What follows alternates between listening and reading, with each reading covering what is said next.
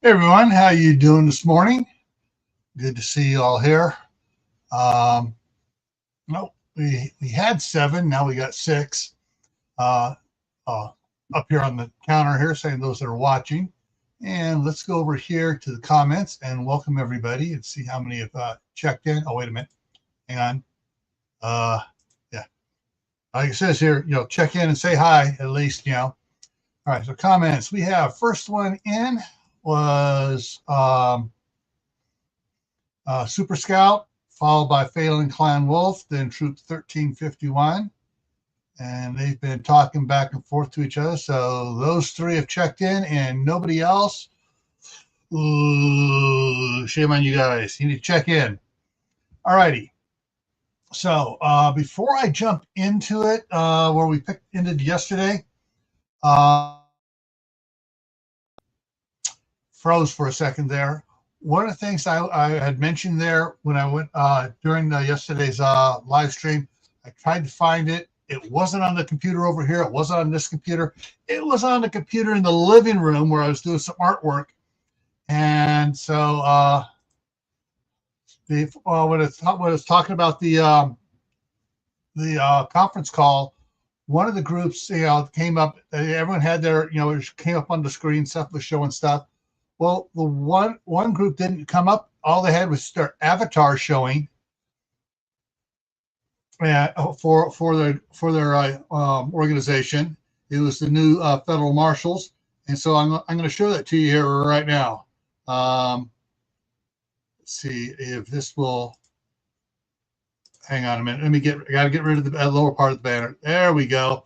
U.S. federal marshals, that you may live. That's the avatar the federal marshals is using for their logo and stuff. So come back over here to here. Yeah. All right. So now I can go ahead and get that and bring up the this thing here. So I'm going to go up to the corner here, and there I am up in the corner. All right, here we go. So let me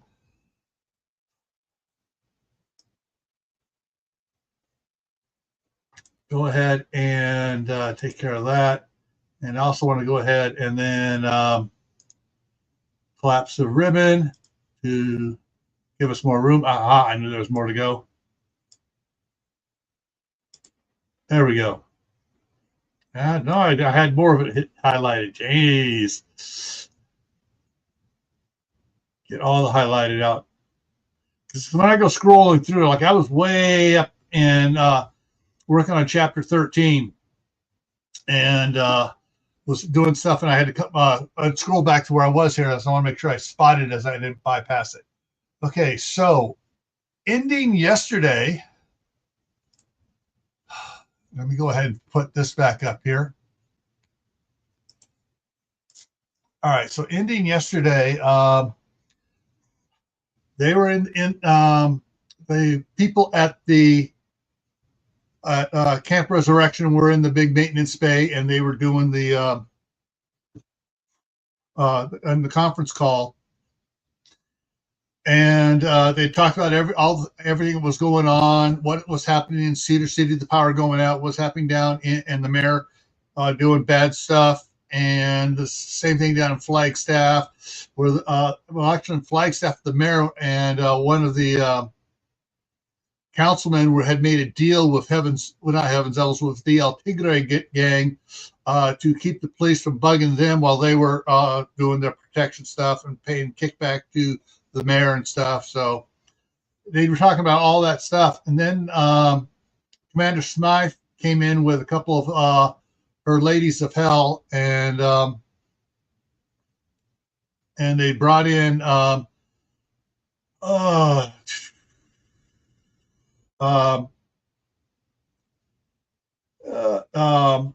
Mr. Hemlock, who was who was the president of the national chapter of Heaven's Devils, who they had captured, because he was in the group that was coming there to the North Rim, and then another body came flying in that had a hood on its head and landed, and what walked in was like the headless horseman. Walked in, picked the guy up, set him up, took his head, set him in place. And then a character known as the Banshee appeared and started tormenting the two Heaven's Devils in front of everybody. And she was floating around while playing an invisible violin, and you could hear the music. When she stopped playing, it stopped, and she lashed out like with her bow and cut the faces of both Richie Charles and Nathan Hemlock. And when she noticed that, the Banshee noticed the screen, was looking up at it, looking at the camera, looking up at it, and when she looked at the camera, everyone could see her face was ashen white, and there was blood trickling from her eyes, her nose, and her mouth. And she noticed that the president's two youngest children were with him on the screen, and she signaled to Michael, get them out of there. And so Michael had them leave. Or that's what we're picking up here right now with this right here. So Michael got her message and spoke. Mr. President, the Banshee run to leave the room for a while. They don't need to see what she can do, what she's going to do. I want to make sure that is emphasis on that. No, don't let the she-demon do it. I'll tell you the truth, please, Hemlock screamed again. Richie was trying to do the same, but his mouth was still duct taped shut. Sandra, Ron, go help your mother for a little bit, their father said. They both complained as they left the room. As soon as they were gone, Banshee nodded at the headless figure and glided away from him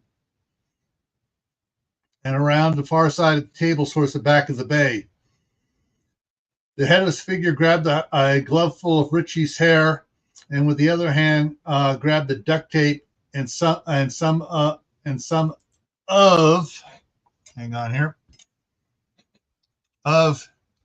his beard and ripped it off. Now, correct your lies, Nora demanded. Hang on, you put it this.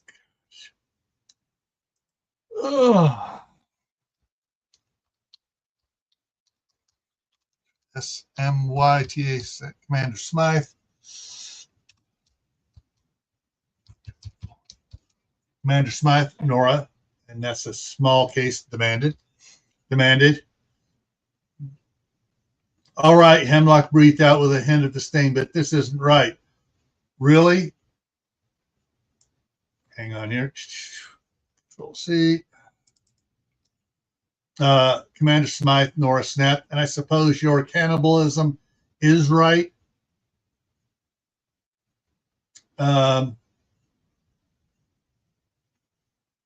His head snapped up to look at her in shock that she knew. Yes, we know. The venom in her voice dripping and clung to every word like syrup. Dozens of your gangs have admitted it. Some even bragged about it, like Mr. Charles there.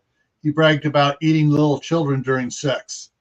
Richie, you stupid son of a... The Banshee scream cut him off as she appeared behind Richie and grabbed his head with both her hands pressed to his temples. He stiffened and opened his mouth and eyes widened in pain and tried to scream, but nothing came out.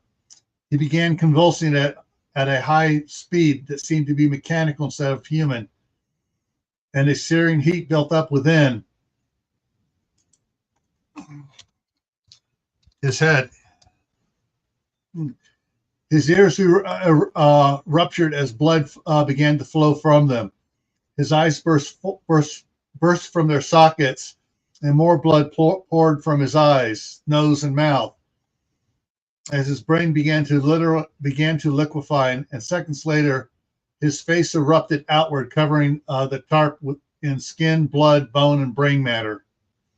Those on the call struggled hard not to vomit at the unexpected event. None of them could have guessed before why Hemlock was so afraid of the Banshee. Now they knew and understood his fear. The Banshee pointed at Hemlock as she floated backwards into the shadows of the maintenance bay.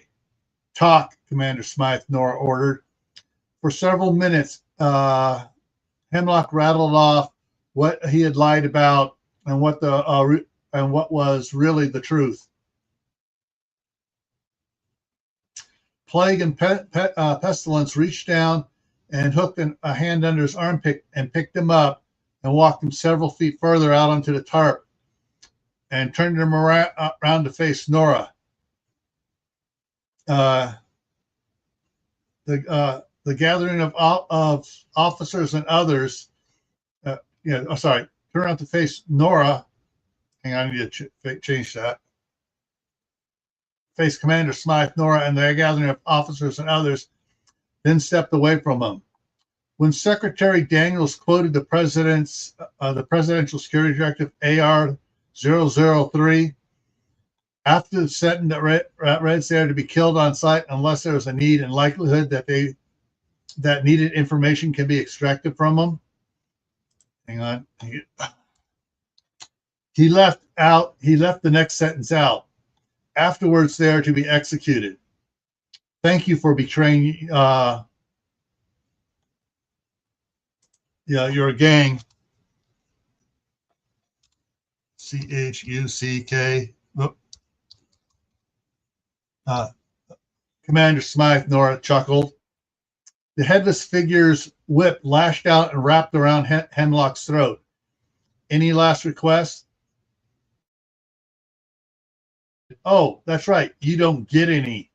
And the headless figure flicked their whip, and Nathan Hemlock's head launched from his shoulders and flew through the air to be caught by the headless figure.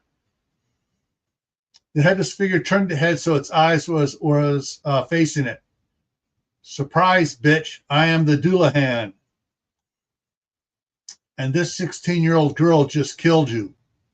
The eyes blinked, and the Doulahan tossed the head down by its body. The ladies of hell were quickly joined by several of the militia folding the tarp over the bodies and carrying it out quickly.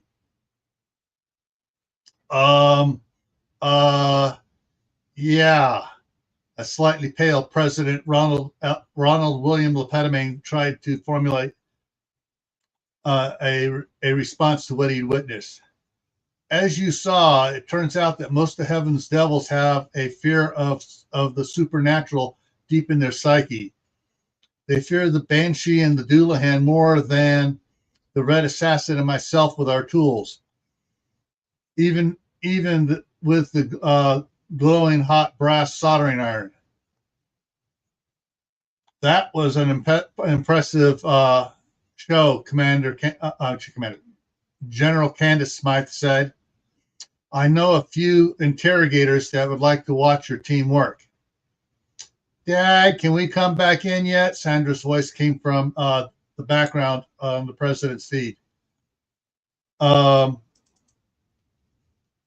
Smythe, Nora nodded. All right, you can come back. Bring me a glass of water, please, the president said. Questions, Commander Smythe, Nora asked, tongue in cheek. For several seconds, nobody said anything. Then there was a light cough. Lance Corporal Donaldson stepped into view next to General Donaldson. General, if I may. Proceed, General Donaldson said. I have a two-part question. Are the identities of An Doulahan and An Banshee being kept classified? And if not, are you willing to show how they work? Mary asked. The Doulahan stepped forward and faced Nora. May I, boss? It's up to you. I take it that you are of Irish descent by the use of "an" for "the" in stating our names, the Doulahan asked. Yes, although we are 5 generations from Mother Ire, Mary replied. I will not give the history of the Doulahan legend. Hang on. Of the Doulahan legend, but I am the same age as her, 16. My name is Darla O'Flaherty. and I was rescued by Juby Chen and allowed to become Andulahan. She gestured to the side, and three teenagers wearing the specialist patch of the militia hurried over and began to help Darla remove her outfit. First was the coachman's cloak came off, then the satchel with the whip, and then the false shoulders and upper torso. The front is a very sheer fabric that allows me to see out, and since there's no light on the inside, no one can see in. The frame for the shoulders has a head brace so I don't turn my head. That adds to the rigid movement, which gives me a more spooky aura. And the whip, it's a leather whip with a piano wire core that is secured to the stainless steel tailbone at the end. The first 2/3 from the handle are silver painted plastic vertebrae, and the last third are cast high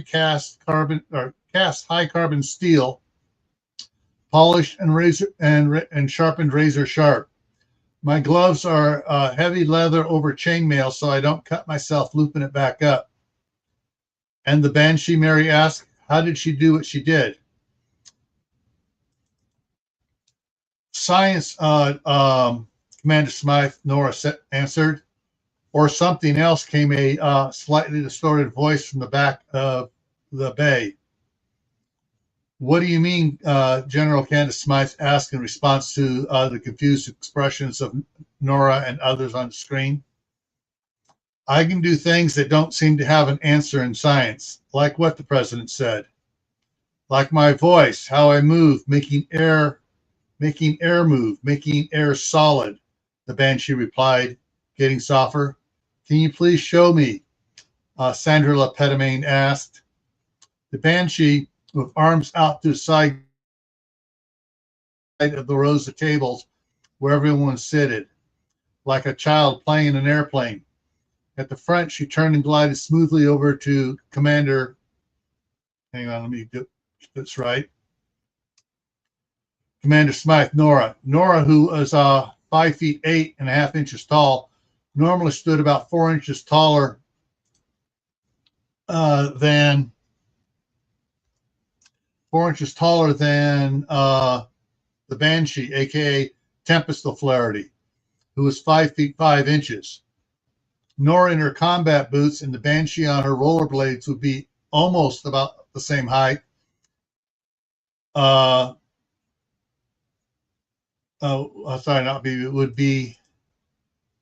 Would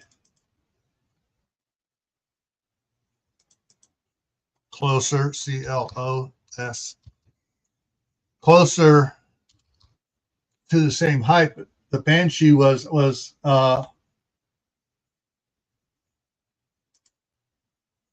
now about 4 inches taller. What the bloody hell? Commander Smythe, Nora exclaimed in a heavy British accent, and the Banshee rose up several more inches and glided away from Nora a couple feet. You're floating, Nora practically shouted. I thought only Kimberley could do that. The Banshee floated back down to the floor. That was the highest I've been able to go so far. When did this start? Kimberley quickly interjected. Q section started working on some electronic items to help me be the Banshee. They discovered they could make high-powered unidirectional speakers using some of the rare mineral magnets from the meteor pieces. Since I was wearing my mom's brooch choker, she reached up and touched the black velvet choker with a large black amethyst stone in a silver setting. They made a mini microphone using the same rare magnets that fits behind it and is connected to the high-powered speakers in my bracelets and corset. Anyways, about a week ago, I noticed I could do a low voice that could break coffee mugs and plates without the system being turned on. It was it kind of sounded like Christian Bale's Batman. She smiled and gave a little chuckle. And the floating, Kimberly asked. They hyped up my off-road rollerblades with motors so I could start and stop without looking like I was rollerblading. But it was 2 days ago when Mr. Adair made this crown. She pointed to a short, dark violet steel grayish band with several black or dark purple stones from some of the non-radioactive cobalt type metal he found in some of the meteorites. He said the stones are a type of black tourmaline crystal from a meteorite that his wife had put in her stone tumbler. They seem to be magnetic at times and not at others. Anyways, after wearing it for a couple hours, I found I could move air. I found I could move air around me. Cause paper cups to blow over. And such. I liked it so much I slept with it on that night, and the next morning my air telekinesis was a lot stronger. I didn't make the connection until I took it off the shower and my power was almost gone. When I put it back on, my power was back and maybe a bit stronger. She looked at the string carefully. Since then, I haven't taken it off and my powers are getting stronger and new ones are showing up. New ones? The president inquired. My lash. At least that's what I call it. She fidgeted nervously. I can make air solid. That's what I used to cut Hemlock's face when I floated by him and made it look like I hit him with an invisible violin bow. It was solidified air. I wondered how you did that, Commander Smythe, Nora stated. This morning, I found not only could I move myself around without using the motors on the rollerblades, I could at times float an inch or two. That's how I was able to go across the tarp without making any sound. She sighed. After Commander Smythe outreacted, I raised up some more as I backed away. That became my highest float, the Banshee explained. Aren't you worried about what the meteor magnets are doing to you? Vice President Mitchell asked. Yes, a little.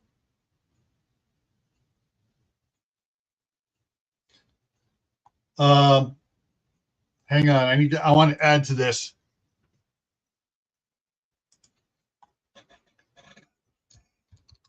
After what?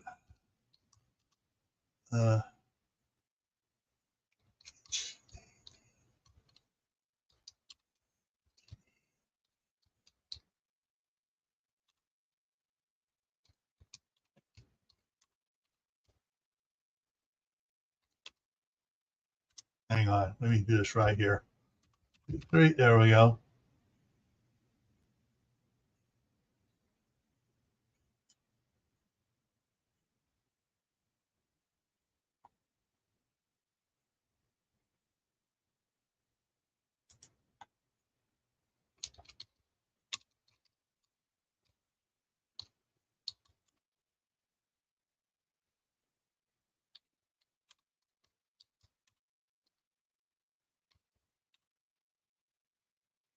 Okay. Yes, a little, but after what the heavens devils did to me, oh, I forgot. Hang on, I got to put another one in here. Did to me, if the Banshee can help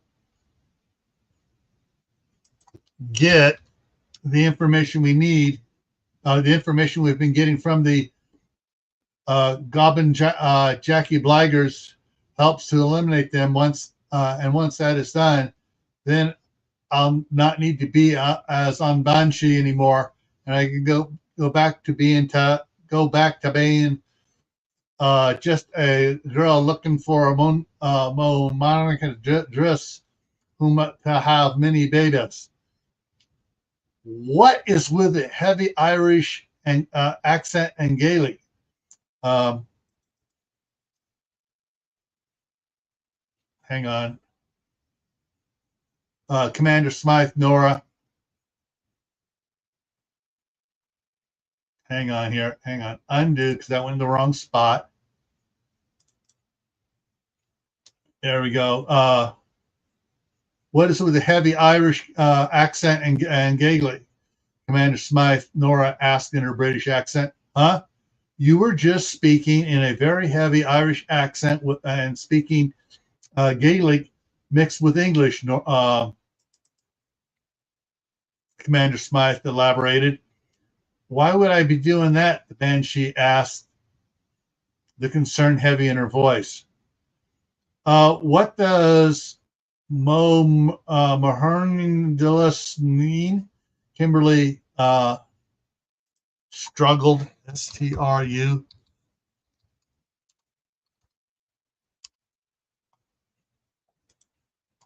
Hang on. Struggled to ask. Darla O'Flaherty snickered. It means my own true love. Darla, the Banshee shouted in a voice that made everyone wince. Banshee, Kimberly snapped. Stop using the voice. I turned it off, the Banshee protested. I hit the remote emergency power cutoff when she said she'd been floating, Corey Kirby said. The power to the voice modulator should be off, he said as he walked over with two teenage girls wearing the specialist patches of the uniform of the militia, and a female lieutenant followed. Corey went behind Banshee and moved her hair to get at the back of her neck. Wait a minute. The throat microphone is unplugged, he said with some concern. One of specialist spokes. The voltage probes and speakers in the right glove are connected. So are the ones in the left glove, the other specialist added. Lieutenant Valerie Kirby spoke up, but the body speakers are disconnected and the power modulator's power unit is disconnected. Then how did she, Commander Smythe spoke up. She did not, the Banshee spoke in a distorted voice with heavy Irish accent. It was also deeper and more strained than before, yet non-threatening and young, but not childlike. I did. And who, may I ask, are you? Mary spoke up. The Banshee looked up, and it seemed there were two faces mixed together. Her eyes now slightly glowed yellowy across her face. I be Tempest, daughter of Blaine McCullen. I was shamed by Cutler McAlfrey, son of Ulf the Invader. From that shaming, I bore a daughter. When Cutler found out that I had born a child, he demanded I marry him. I and my family refused him. Several days later, I was beaten and killed by himself and his brothers at night, and I became un Banshee. What is your purpose in possessing this body? Mary asked with a slight quiver in her voice. I can force a bond with a descendant of mine who is a namesake and wears my stone, or a descendant of mine who knows of me and calls for me by wearing the Banshee stone. The Banshee's hand touched the black velvet choker with a large black amethyst stone and the silver setting around her neck. Please don't make her remove it. In over 2,000 years, I've only been able to bond with 8 of my descendants and feel what it is like to be alive again. I will teach you to use the powers of the Banshee Stone to help you in your fight against these evil ones you call heaven's devils. What is the longest you have been bonded to one of your descendants? Mary asked cautiously. A day of constant bonding. The longest relationship was 35 years with Tempest Merrick and 15 years with her daughter, Bethany Donaldson, and 8 years with her daughter, Mary Hawkins. The Banshee sighed. That is when the rumors of witches was spreading, and I felt it safer not to bond for a while. And what was the last time you, and the last time you bonded was when? In the 1660s. Her face went dour. That was only a couple times to warn the family that British slave traders were grabbing teen boys and girls and shipping them off to the Americas. They didn't listen. Hang on, let me get something to drink here. 1, 2, 3, 4. All right, we got 3 people in here. Besides the ones that have made comments, people that made comments, I'm pretty sure, I'm not sure, are still here. So we got more people that haven't made any comments. So please, make a comment. If it says you're not, you have to be subscribed. It's free. It's simple. Just hit subscribe. 5 minutes, you can make a comment. Say hi.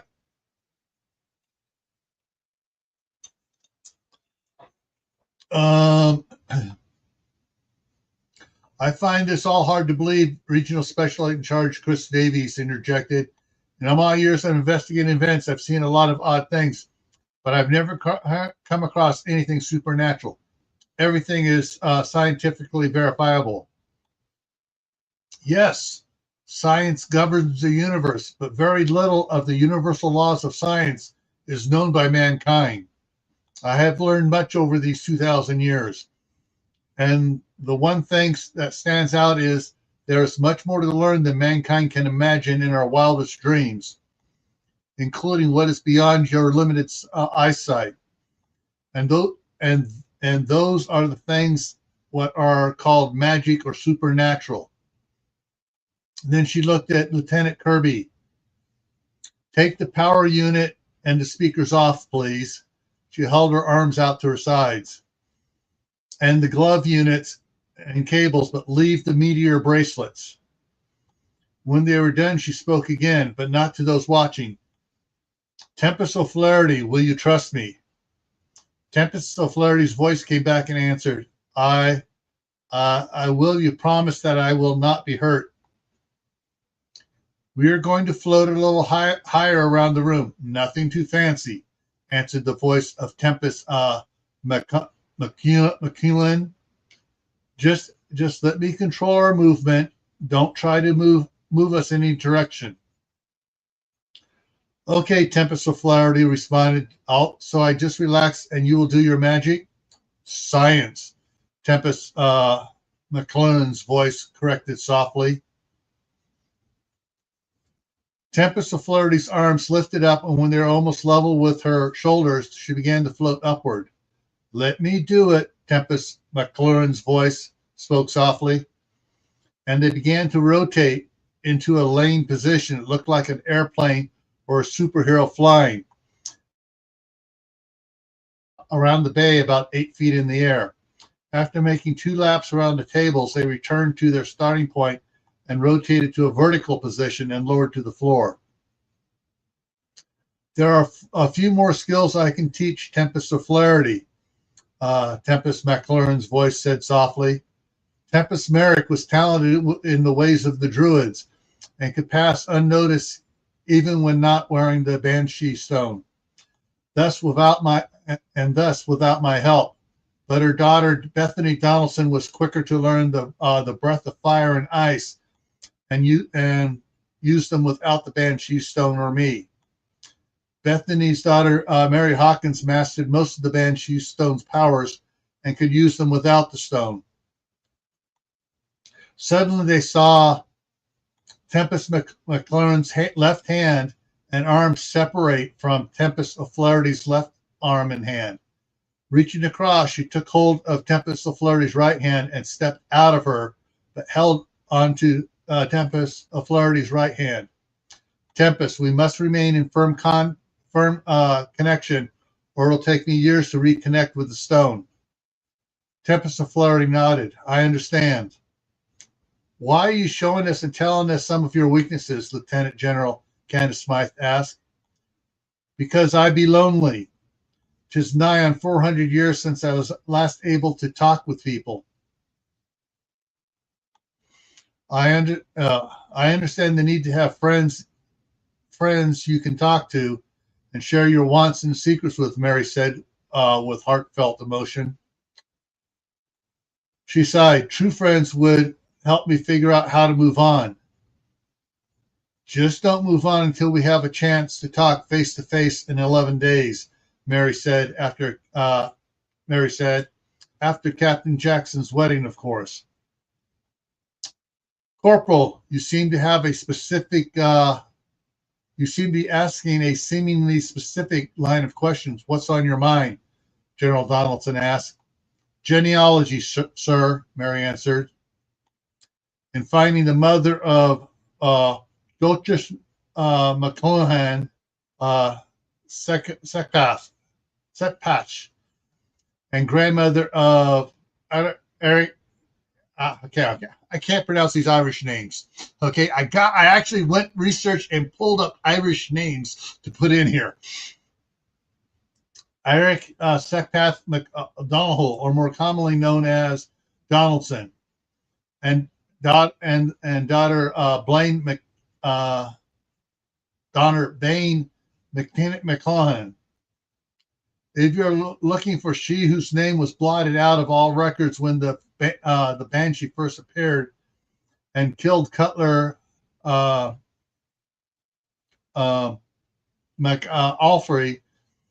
and the other sons of Olaf the Invader, that would be me. Tempest, daughter of Bain McCullen. I am Mary Bethany Donaldson, one of the twin daughters of Joseph Donaldson. We are your proud descendants through Eric. I look forward to your arrival and hearing more about my descendants.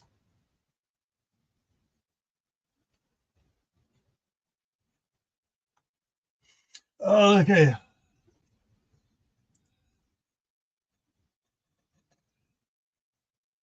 Hang on here. And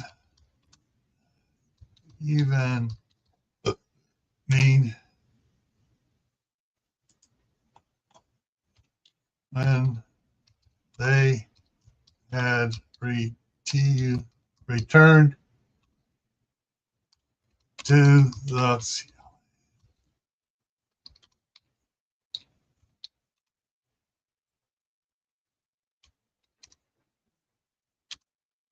okay, hang on here.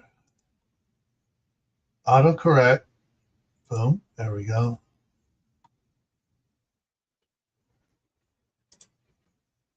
There we go.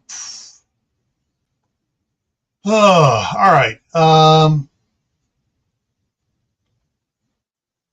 it was time for bed. Kimmy asked to sleep in Michael's and Kimberly's room again. She said that she was a little scared knowing that ghosts do exist and that they can make girls fly. Kimberly said no problem and moved Kimmy's mattress back into the room. All right, November 14th, White Wedding. All right.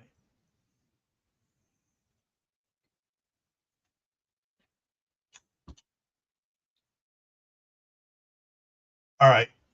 All right, so White Wedding. A cold front was passing through, dropping snow, and in a couple days, a warm spell would follow. FOLL follow and 1, 2, 3, and melt the snow. But for now, there was a couple inches of snow on the ground. Even so, there was a warm buzz traveling throughout Camp Resurrection. Last night, Peyton asked Susan if she would be his wife, and hang on a minute here.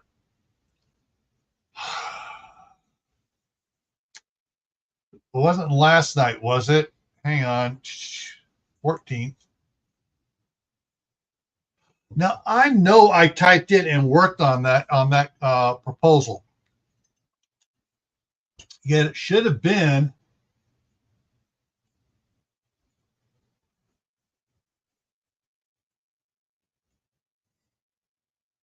Hang on. I got to search for something.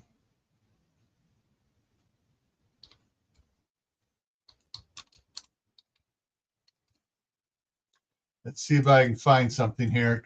Control F. 3 results.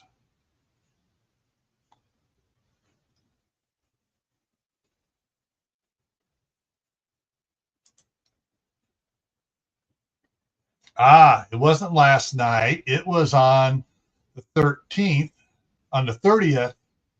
So it was, so on the 30th. So it's 30th to the 2nd, to the 1st, 31st, 1st.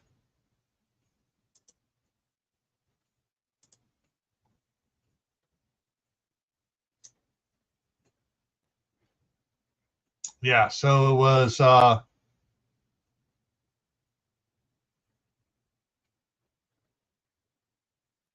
2 weeks.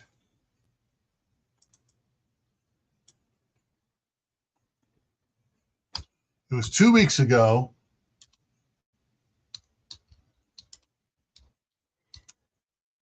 Peyton asked,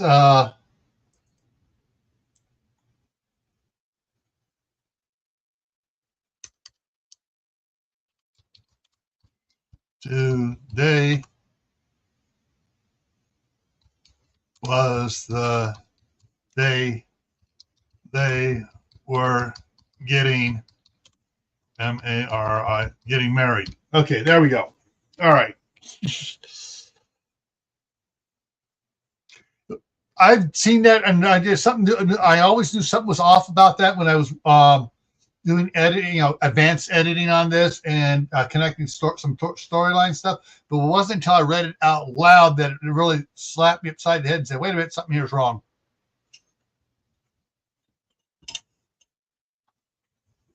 All right, so 2 weeks ago, Peyton asked Susan if she would marry it, if she would be his wife, and today they were getting married. Work progressed on the buildings that were dried in, and in a few cases, the vehicle barns, as they were being called, were having sides put on. Grading work had been completed for several other buildings, and pier posts were poured. Were poured, although the wood, it's not actually wood beam. It wouldn't be called wood beams, but you could call it, but the vertical parts of a wood, the piers. Okay, I know why. P-E. Wood piers. Is that right? No. 1, 2, 3, 4. I-E. Wood piers were left long. There we go. The wood piers were left long. Gravel was spread around so carpenters wouldn't be working in the mud.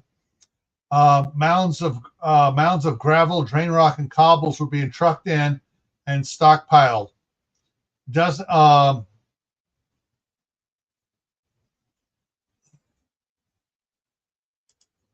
Hang on.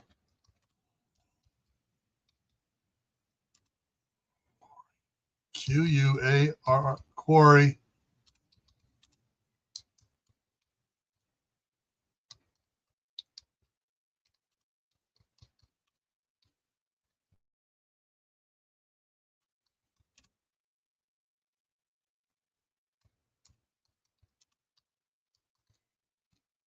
Okay. But 1.2. Okay. Yeah. So mounds of gravel, drain rock, and cobbles were being trucked in and stockpiled. The local quarry and truck drivers were glad for the extra work. Several dozen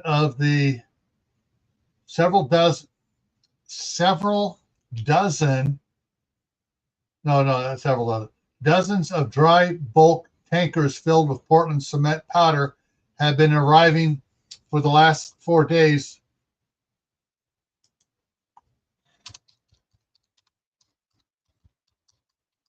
From different locations. excuse me, a portable concrete batch plant had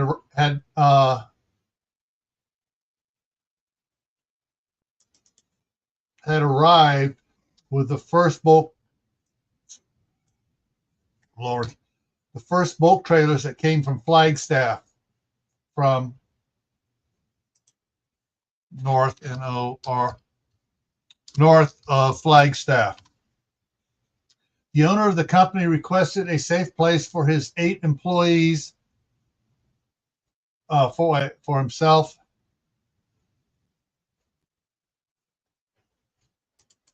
Let me move stuff around.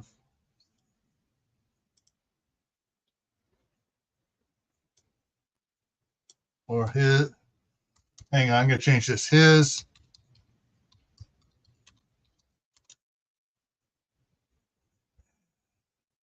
and his 8 employees and their families to stay. Today, their work trucks, flatbed trailers with loads of rebar and other supplies were arriving. Tomorrow, the logistic combat element would help them empty the company's yard and warehouse and retrieve the last of their heavy equipment.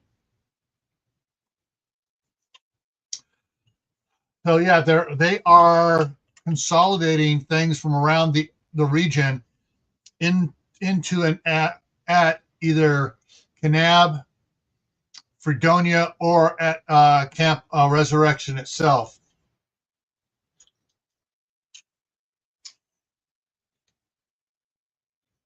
This morning run had been brutal. Kimberley strapped an extra 25 pounds on her pack and promised that anyone who didn't keep up would pay dearly during PT. She ran them so hard and fast that when they got back to the SOG, even Kimberley was cursing herself. The only one who did not double over was Michael. When Kimberley noticed, she shot him a dirty look. Hey, I'm not the one who threw an extra 25 pounds in their pack this morning. Kimberley opened her mouth to make a retort, but stopped when she saw the shocked looks on everyone's face. She sighed. They, she pointed to the remains of the 4th Forcon, are not shaping up fast enough. They, hang on.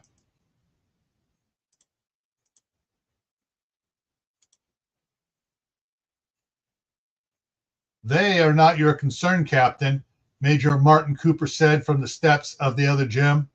That's Douglas's problem. Yours is your SOG. Kimberley opened her mouth to object, but stopped short when she, at the look he was giving her. Yes, sir.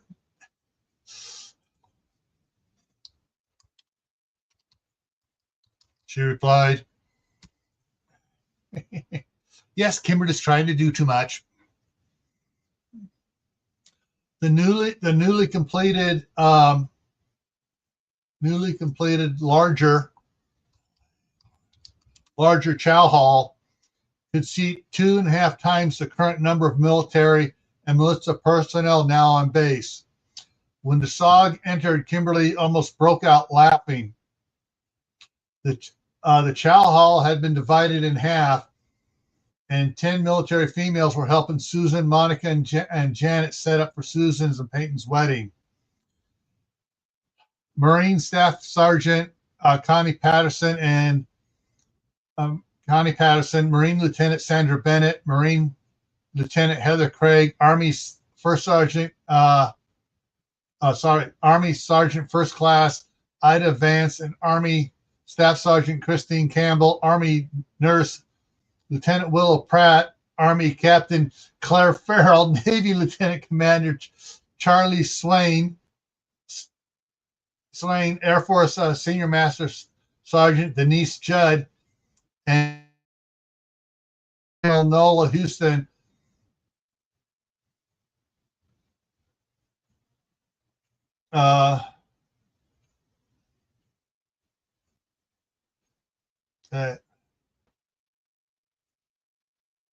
Saying I need to put up here.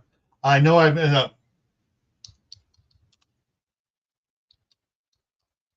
we're helping, and Marine Lieutenant Colonel Noah.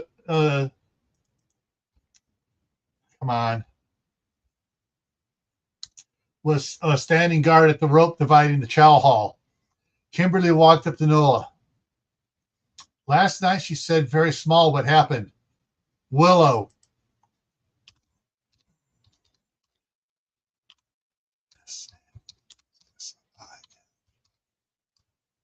Willow, Nola said simply. I had a feeling, Kimberly snickered. We'll have to return the favor if she ever gets him to gets him saddled. Saddled and broke are two different things, Nola sighed. Yeah, halter first, now bridle. She has the saddle in her hand. Kimberly worked hard to stifle her laugh.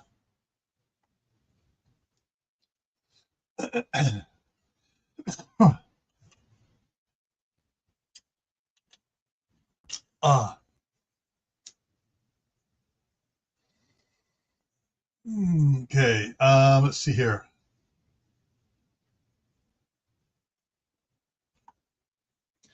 The wedding was held before dinner when General Marquess and Colonel Houston and a few others got back from Page and talking with the workers at the Glen Canyon Dam power plant. They had taken a 53-foot trailer of food to them to help motivate them to stay on the job and keep Kanab, Fredonia, and Jacob Lake powered. They returned minutes before the wedding was to start. The chow hall was full, but the wedding party was small. The matron of honor was Monica. Maid of honor was Kimberly. Best man was Larry. Michael was the bride knight. It was the bride knight. Janet officiated. Master Chief Petty Officer George Merrill was the head chef of the USS Gerald R. Ford when he retired 2 years ago. He made one wedding cake for the wedding party and guests and several full sheet cakes for everyone else. Leftovers would be served at lunch the next day.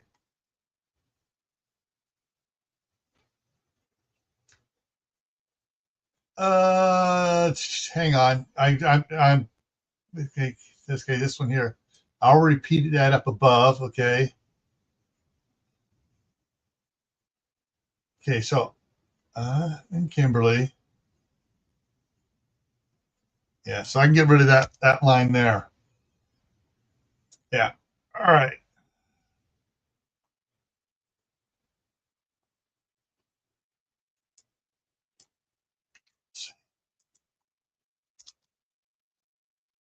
There we go.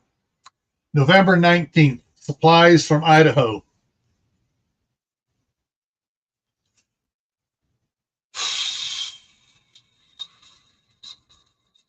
Hang on, let me check something here. I want to make sure I'm not going to what we got here. I got that. Other lives.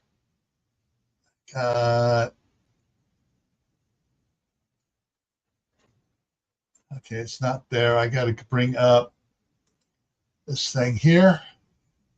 Bring up that. And what do I got here? I got, and I refresh this over here. I'm checking schedule over here real quick, guys, to make sure I don't screw up.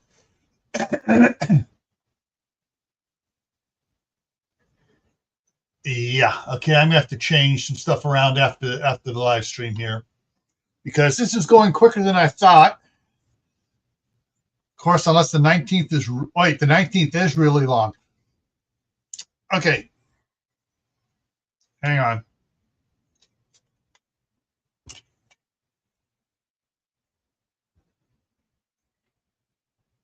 All right, so where am I at here? 0515. Colonel Jackson looked at the two MV-22 Osprey and the one KC 130 loading up for the trip to Camp Resurrection in Arizona.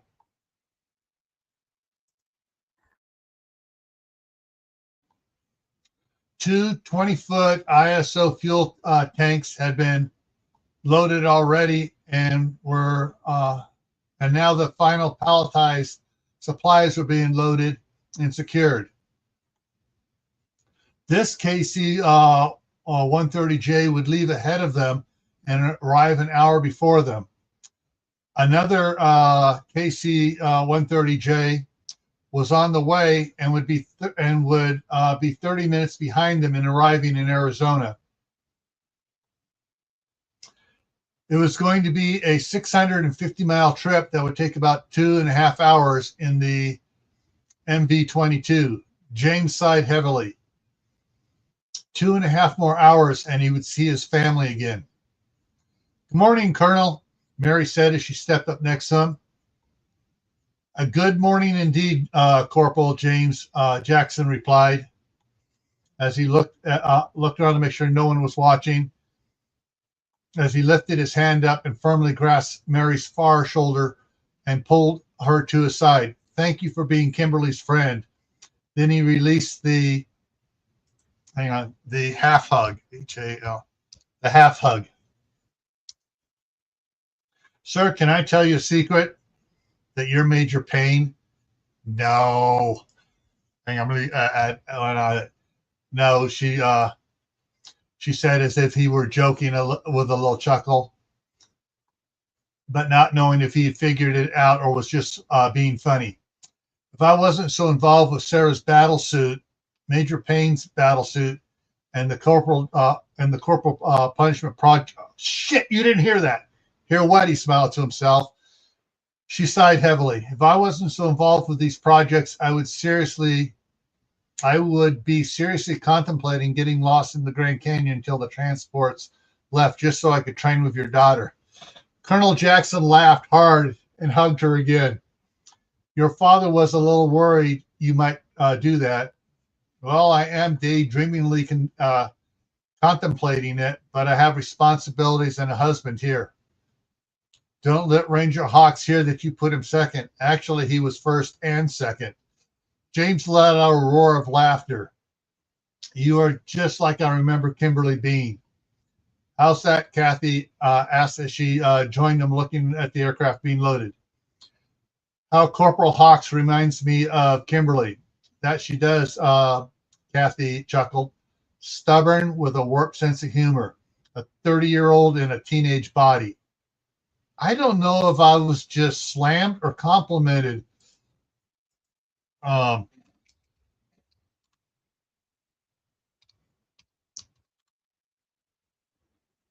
Second, F-U.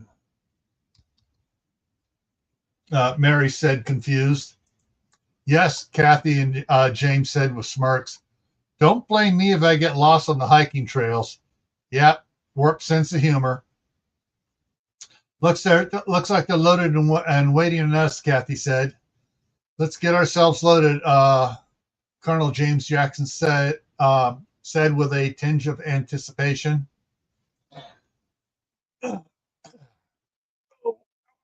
First hour done. I got to go take care of something.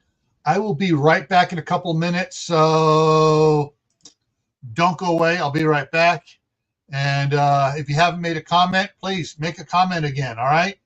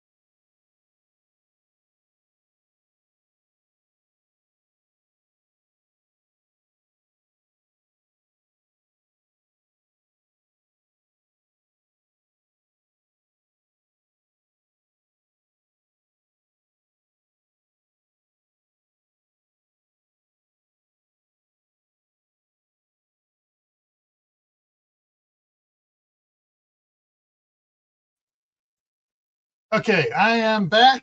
What I realized was the humidity in here had dropped to below 30, so I could feel it in my nose and my throat. And so I ran into the kitchen there and I put a big pot of hot water on the stove, turned the fire on to make it steam up and to help bring the humidity in the house back up. So that's yeah, when we get freezing temperatures at night, it just sucks the moisture out of the air.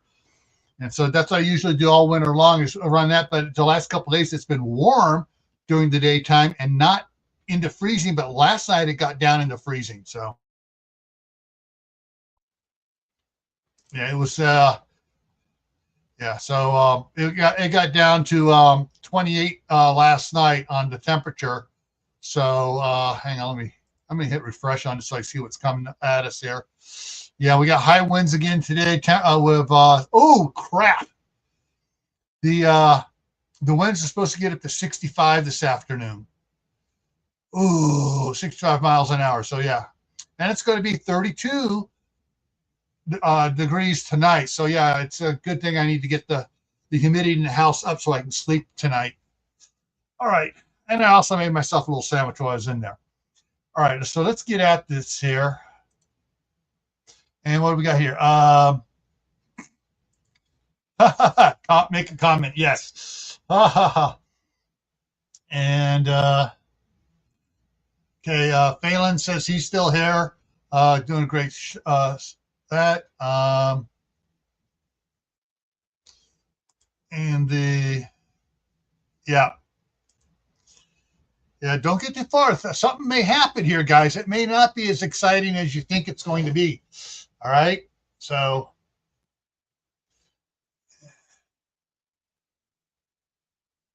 what the heck's going on over here? Oh, that's why that's the wrong.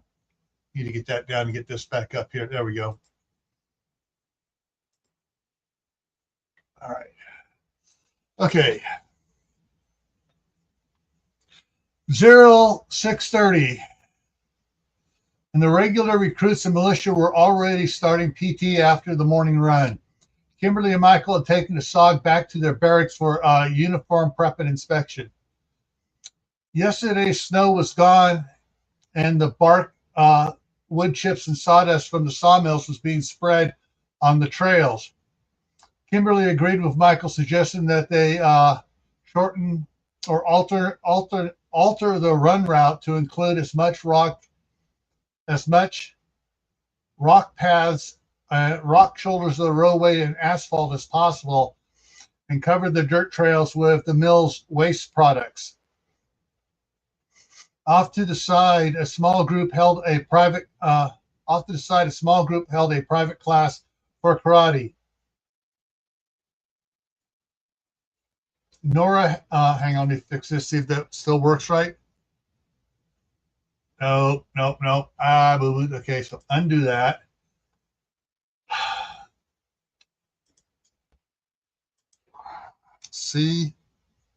Come on. COM Commander SMY Commander Smythe. 1, 2, 3, 4. Nora.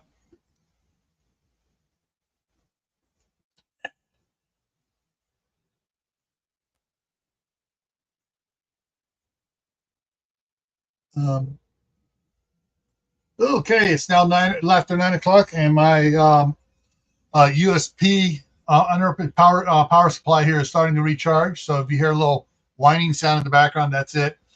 I need to get this figured out.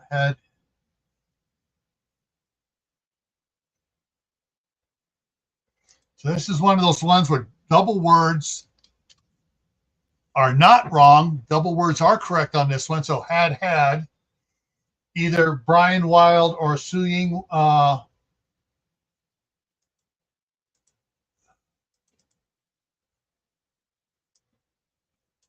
while teaching her and the ladies of hell karate, aikido, and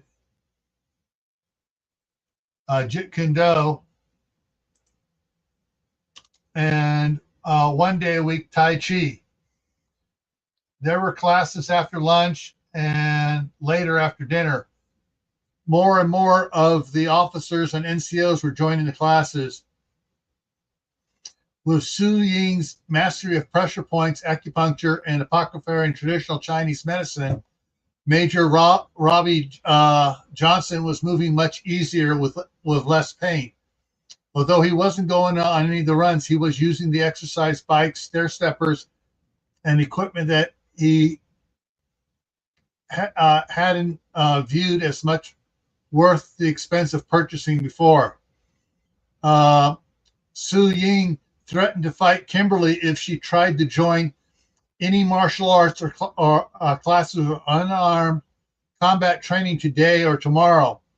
If you get hurt before your honeymoon, I will make you suffer 100-fold, she said, pulling out her acupuncture needles. Kimberly, eyes wide, agreed that it and said we'll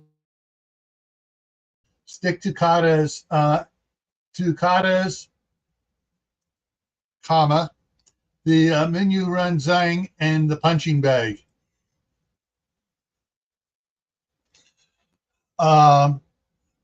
Militia specialist Farrah Patterson walked into the new gym that the SOG was using and went to General Marquest in Brian's class. Excuse me, General. Archangel Flight is 30 minutes out. Lieutenant Pusser's groups are in position. Bob Miller has three empty fuel trucks and trailer has three empty.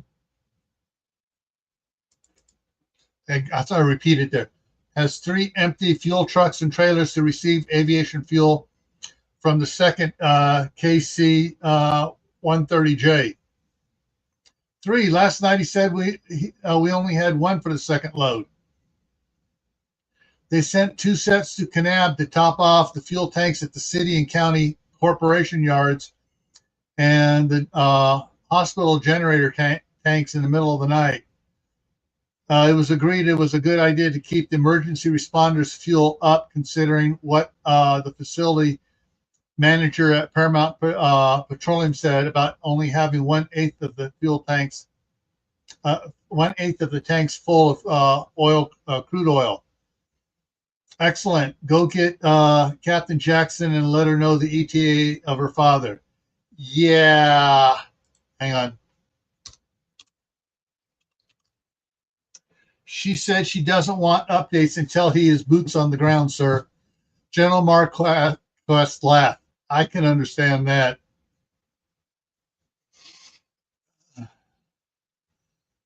Let me go ahead and drop that down. There we go.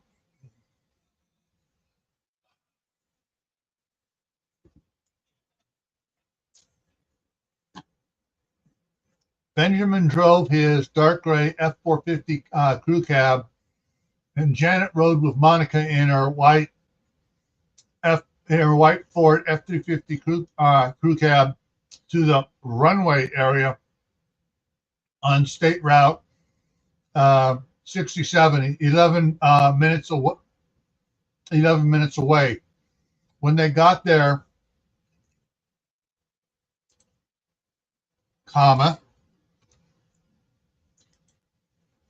they parked off the road in the staging area that the logistics combat element has set up for them. Calm down, Monica. You're going to hyperventilate, Janet said. It's been 3 years, she giggled. Geez, I'm acting like a teenager on her first date. Okay, I agree to that. Just don't overload him with what has happened over the 3 years. Let him share when he feels like it. Be the shy girl on the first date and say as little as possible. You're right. I watched the videos enough to know to take it slow with information and show lots of quiet love. And when he asked where Kimberly is, Benjamin interjected, she's working on a quiet surprise. No party, just something she is sure you will enjoy without a lot of noise and people and hoopla. And what have you asked about Michael? He's helping her keep things in check.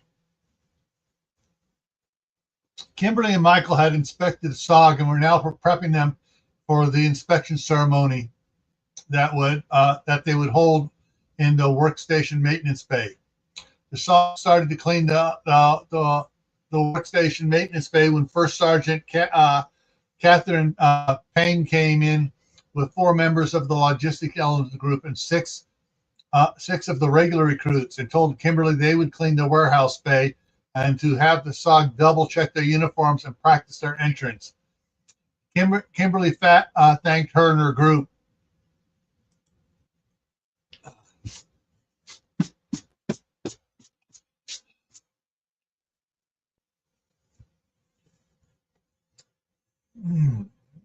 The 2 MV-22 Osprey arrived as the first KC-130 lifted off.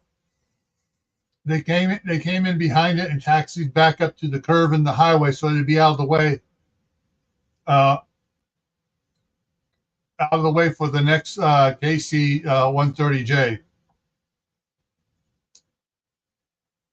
As soon as the props stopped moving, several quads pulled up to the crew door of the Ospreys as vehicles of the logistics combat element backed up to the rear cargo ramps. Colonel James Jackson exited, followed by Kathy Dyer Thomas, and then Corporal Mary Donaldson Hawks. A female staff sergeant directed them to 2 of the quads. Then she and 2 corporals loaded the bags of the 3 passengers. Once the gear was loaded, the 2 corporals drove the quads over to the staging area where Monica and the Clarks were waiting. The quads had the quad with James in it hadn't come to a complete stop before Monica climbed in on top of James, wrapped her arms around him, crying and kissing him. James wrapped his arms around Monica and returned the kisses and began crying too. They stayed like this for several minutes. Benjamin helped one corporal unload James' gear into the back of Monica's F-350, while Janet helped the other corporal unload Kathy's and Mary's gear into the back of Benjamin's dark gray F-450. Once Kathy's and Mary's gear was moved, the corporal took their quad back over to the Ospreys. After a couple more minutes, Janet eased up to Monica and James. "Monica, James, the corporal needs to get the crew," she said softly. "Huh, what?" Monica said as she stopped kissing James. "Come on, you 16-year-olds," Janet chuckled. "It's time to go." "Yeah, right," Monica said as she slid off James' lap, then turned and pulled James up into her arms and squeezed him tightly. "Come on, honey, you're going to love this." Monica and James got in her F-350. Kathy and Mary climbed in the rear seat of Benjamin's dark gray F-450, and they headed back to the Clark's cabin. As they drove, Monica talked to James about the area. There were several plots of land that had been taken by the county for failure to pay taxes. I bought 2 that were next to each other, 210 acres each. A creek flows through both. Kimberley and Michael's is between ours and the Clark's cabin. "They have their own place?" James asked, a little shocked. "They don't know it yet," Monica smiled. "Janet and I bought it for their wedding present. They were planning on building a log cabin on the back of the Clark's main property," Monica chuckled. "They were even going to build me a cabin at first." James looked at her and looked at her. She was more amazing than he remembered. "Right now I have a travel trailer at the Clark's next to Susan's and Peyton's trailer. The Clark's bought a 2-bedroom trailer for Kimberly and Michael until they get their cabin built. Are they using it?" James asked, a little worried. "No," Monica said in a way that made James know there was more. "Honey, they're stronger and more stubborn than we ever thought possible. They're still virgins." "Good." even though they've been sharing a twin bed for over a month. What? James exclaimed. Michael bought her a one-piece pajama bought her a one-piece pajama that says "hands off, no copying a feel," and it glows in the dark. Monica snickered. Hang on, The scary part is that when they feel their resolve starting to slip, they they run for an hour and do PT until the urge goes away. Damn, James said. No, damn is how buff they are. All right.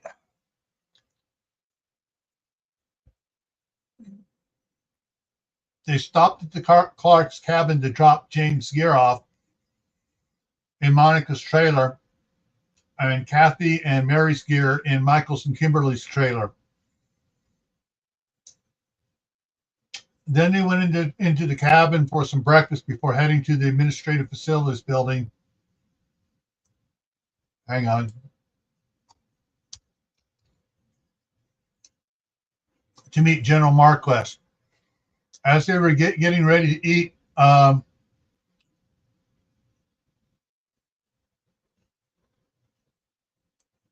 on, I need to update the tense on this. As they were getting ready to eat, Monica informed James that she told Kimberly that she didn't want her to join the Corps, and that Kimberly said that she understood why, and didn't want to break her mother's heart. James if she did the right thing. James was silent for almost a minute and Monica started to get worried. I've thought about that myself. I worried that she would try to avenge me and get killed herself. He lowered his head for several seconds and thought, but after talking with Corporal, he turned and looked at Mary. But after talking with Mary and watching the videos of her, then the video she sent to me, I don't worry about her. I think she'll excel no matter what we say, and we should let her choose her own path. Even in the Corps, Monica asked, even in the Navy or local militia or just having a bunch of babies. She said she wants 16 kids. James' head snapped up. Just so long as those kids are goats or adopted, Janet spoke up. She just asked me what it is like being a foster parent. Me too, Benjamin said. Well, James began, I have a feeling there's going to be a lot of orphans to look after, a lot of traumatized orphans. Too many, Monica said the same time as Janet. Everyone nodded in agreement.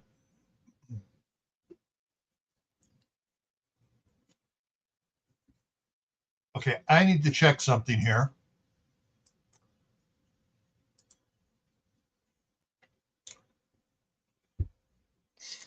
I just expanded over here on the left. I expanded the sub paragraph headings. The IT text had just finished setting and setting up. The IT techs had just finished setting up the secured network computer and issued the Houston's, Majors Coopers, and Captain Robinson their PIV cards. The techs were surprised to find out that Michael and Kimberly's cards were activated with top secret level 6 clearance with a CIA rider. They also delivered several boxes of black PIV cards and a laminating machine for First Sergeant Young and Staff Sergeant Connie Patterson to be able to issue PIV cards for reenlisting personnel. They were securing their gear when the Jacksons, Clarks, Mary and Kathy arrived from the Clark's cabin. General Marquess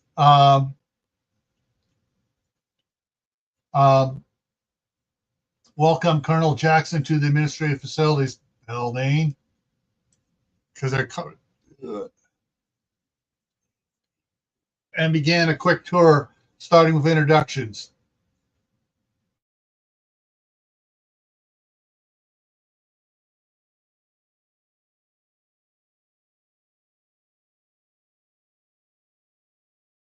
Uh-oh.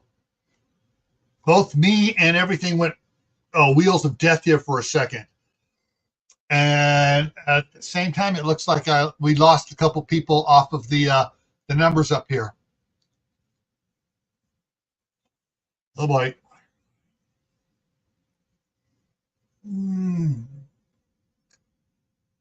Colonel Albert Houston and Lieutenant Colonel Nola Houston were rescued by your daughter and future son-in-law. James smiled. I'm glad they were able to help you. So are we, Albert, Houston said. First Sergeant Young and Staff Sergeant Connolly are my P&A section. First Sergeant, James said as he held out his hand. So good to see you again. Thank you, Colonel. It's very good to have you back alive. And these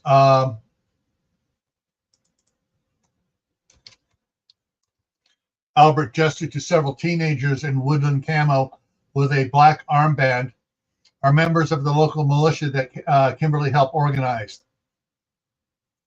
Lieutenant Kirby is currently heading Q section until Q turns 16 next month. Q, my genius brother, Valerie pointed to Corey.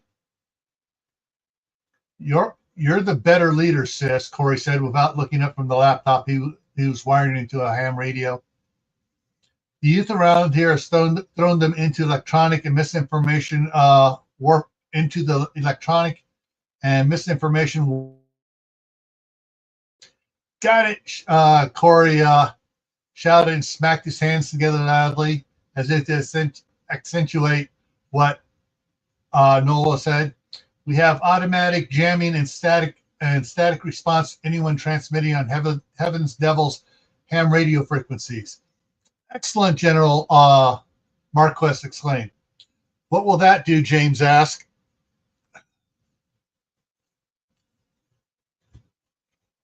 Whenever anyone transmits on the Heaven Devil's ham radio frequencies, the computer scans the transmission and runs it through a voice recognition program and prints it out. Then sends out a reply that is weak and garbled, asking him to repeat with more transmitting power. That will allow us to pinpoint them easier and make them believe. And make them believe. Hang on. The magnetic meteor story that is being put out there on other frequencies. Automatic misinformation. I like it, James smiled. Jackson Marquess led the group into the workstation bay through the back door from the administration facilities building. Already assembled were Royal Navy Commander Smythe, Marine Major M. Cooper, Marine Major D. Cooper, Marine Captain L. Robinson, Army Captain M. Chapman, Army Lieutenant L. Chapman.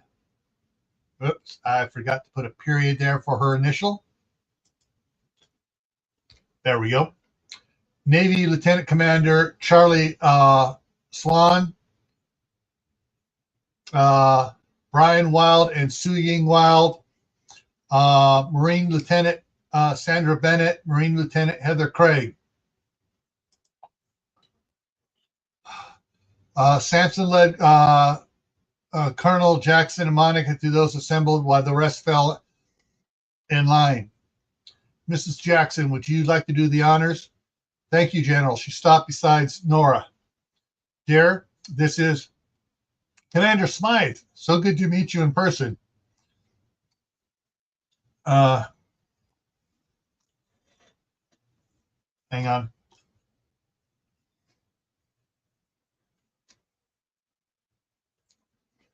meet you in person. Monica continued with a naughty smile. Your daughter's maid of honor. James straightened and smiled. You are indeed special. At our first meeting, she did call me girlfriend after 3 minutes. That sounds like Kimberly. She can judge a person's heart quickly. Nora nodded, and Monica moved on to the next person. This is Martin Cooper, Douglas's father. He did a lot for us before we evacuated Tempe. Thank you for what you did for my family. No, sir. Thank you for saving my son's life. I would say we're even then. Monica moved on to the next person. Douglas, James almost shouted. I see you made major. He held out his hand.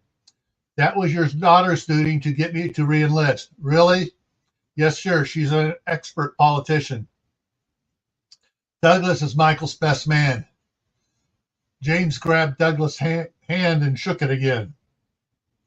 It's my honor. James nodded. Monica moved on to the next person. This is Larry Robinson. He was on terminal leave from Army Rangers when we met at Jake's place. Michael got him into the Marines with a promotion, and he is one of Michael's groomsmen. James held out his hand. It is great to meet you. I would like to hear more. We'll be at the Clarks for dinner tonight. Monica moved on to the next person.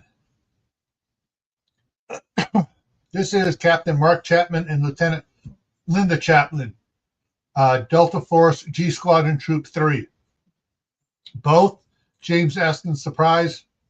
Yes, Kimberly is teaching us Jeet Kune Do, and we are returning the favor, Linda said. Michael's sister is, she rocked her head to the side, thinking to find the right word, smitten with our son. James chuckled and shook their hands. They are helping to train the 3rd Forcon Special Operation Group, the Reapers, Monica explained. James nodded again. This is Lieutenant Commander Charlie Swan, a SEAL who is helping to train the Reapers. Commander, James smiled and shook her hand firmly. These two are special recruits, Brian Wild and Su Ying Wild. They are 6th Dan Karate, 3rd level instructors, Jeet Kune Do, 2nd Dan Aikido, also training the Reapers, regular recruits and officers. You trained with Kimberly in California, James said with surprise. Yes, we did, Brian Wild replied. But not as much as our daughters, then Su Ying Wild added. Marine Lieutenant Sandra Bennett is helping train the SOG, and her 3 children are in the SOG. Lieutenant, James reared back a little. 2 are ROTC at Southern Utah University. James nodded. And that's a lowercase n, nodded.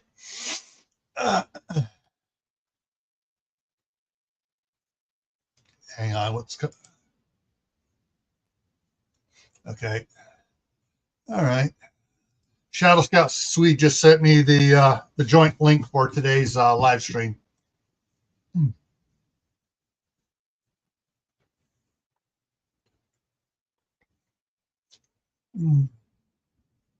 James nodded.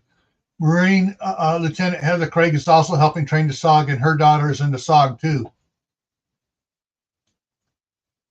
James started to ask the question when the double doors to the hang on here, parade grounds opened, and the sounds of double marching and a cadence could be heard. Army, Navy, not for me.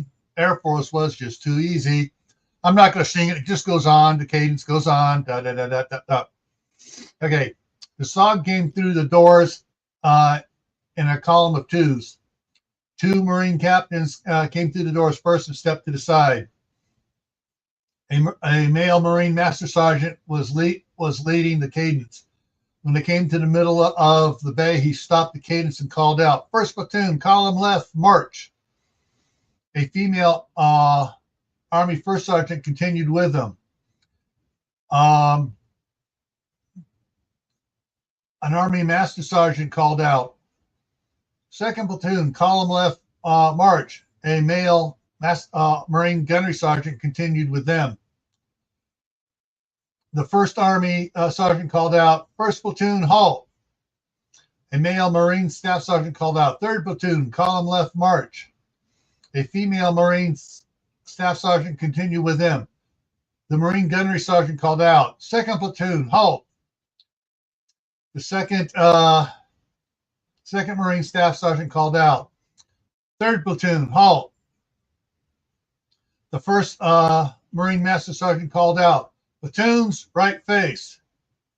The captains proceeded to the front of the platoon and came to attention facing the platoons. The sergeant that called column left walked the length of the first row of their platoon. The sergeants that called halt started walking the second row of their platoon.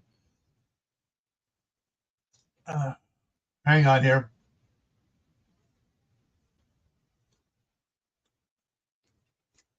Got a little typo here.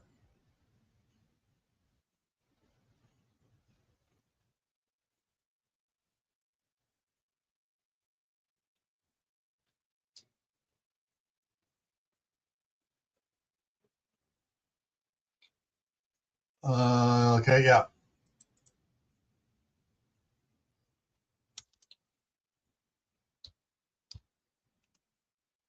Their row of the platoons. There we go. Yeah. When they reached the end, they walked to the front and stood facing the captains. The first Marine Master Sergeant said, "First platoon present and accounted for, ready for inspection." The Army Master Sergeant said, "Second platoon present and accounted for, ready for inspection." The first Marine Staff Sergeant said, "Third platoon present and accounted for, ready for inspection." The sergeants saluted and the captains returned to salute. Then they did a left face, took 5 steps, and did column left march. Did column left and marched up to Colonel Jackson with their heads slightly lower and cover pulled a bit lower than normal. When the first captain got to Colonel Jackson, he stopped and quickly stepped to the side, quickly sidestepped to his right. The second,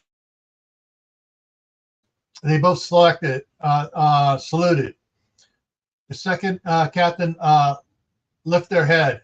Captain Jackson reporting, Marine Corps 3rd 4-Con Special Operation Group, the Reapers are present and accounted for and ready for inspection, sir. James's mouth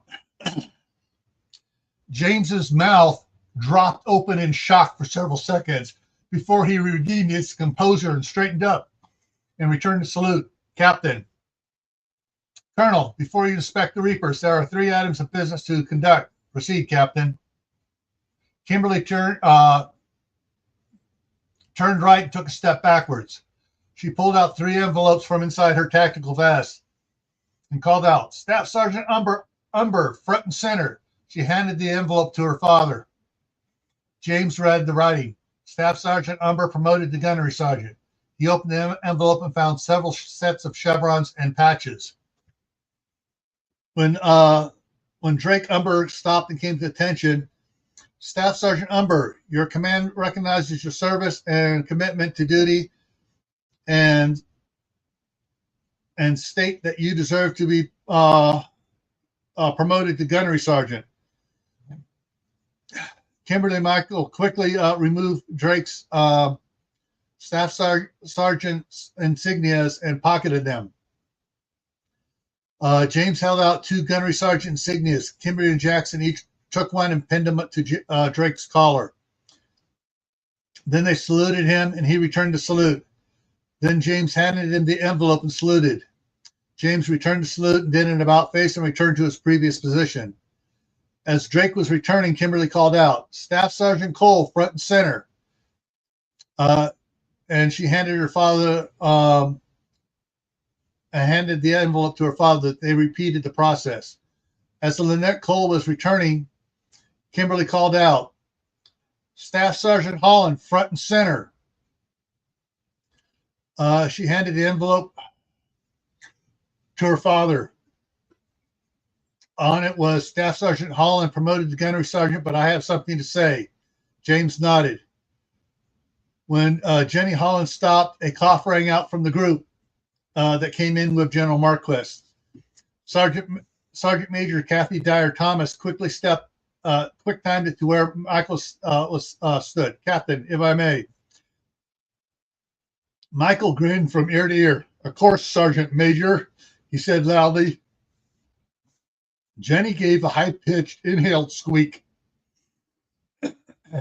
"Staff Sergeant Holland, on the 16th of October, you found out that your aunt had died, which left your 17-year-old sister alone with no one to protect her. You then went AWOL. The first of several bad choices." Hang on. The first of several bad choices. Those choices accumulating in you thinking you could tag along with Heaven's Devils to get you to Idaho. Instead, you and your sister were taken prisoner and taken to what they thought was going to be their holdout for the winter. When they were overwhelmed, you quickly surrendered before you lost your head, literally. You then provided information of the leadership of the Barstow chapter of Heaven's Devils and helped with the interrogation of surviving members of the Barstow chapter that led to discovery of vital information of their plans. Kimberly paused for effect. You submitted yourself for general court-martial for going AWOL and endangering a civilian.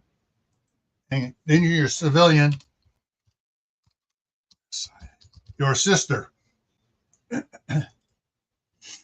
Instead, you were busted back to recruit and told you it would be 9 months of boot camp for you, and you would be running to the ground every day. You gratefully accepted that. Then, when the SOG was being set up, you eagerly accepted the challenge of the change of 9 months to 2 years to help train the SOG recruits from the inside, being one of them.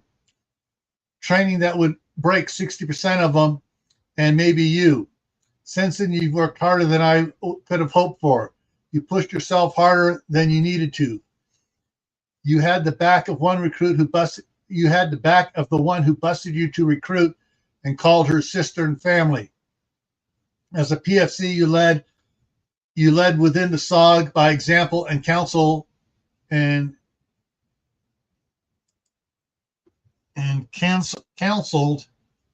Okay, hang on here. And counseled those. Hang on, is that double? Yeah. You taught the meaning of picking yourself up and moving forward by word and example. Since being embarrassed by being stripped of your rank, you have been enthusiastic and extremely loyal and exemplary in your actions in trying to be a true Marine again. Your DIs, fellow recruits, and officers of Camp Resurrection believe that you have become the ideal of what Camp Resurrection stands for, the rebuilding of oneself and the Corps. Kimberly smiled. There was one more thing you said there was one more thing you said you had to do once my father was here. Colonel, I apologize for not remaining true to what you taught me, for falling down and feeling sorry for myself, for disgracing the image of the Corps with my behavior in a time of weakness. Please forgive me. James looked at Jenny for several moments before speaking. It is in the forge of adversity that we are broken down to be remade. Sometimes that has to happen several times to purify the metal to make the finest sword. We are paid to adapt, to improvise, and overcome. You have done that. You have reclaimed yourself. You are a Marine and have earned this promotion. Kimberly and Kathy quickly removed Jenny's staff sergeant insignias and pocketed them. James held out 2 gunnery sergeant insignias, and Kimberly and Kathy took them. Each took one and pinned it to Jenny's callers. Then they saluted her, and she returned the salute. Then James handed her the envelope. She did an about face and was about to return to her previous position in the platoon. Stay put, James said, just loud enough for the three to hear. I was instructed to do something before the wedding at a gathering when I felt it was right. James smiled as he pulled an envelope from his own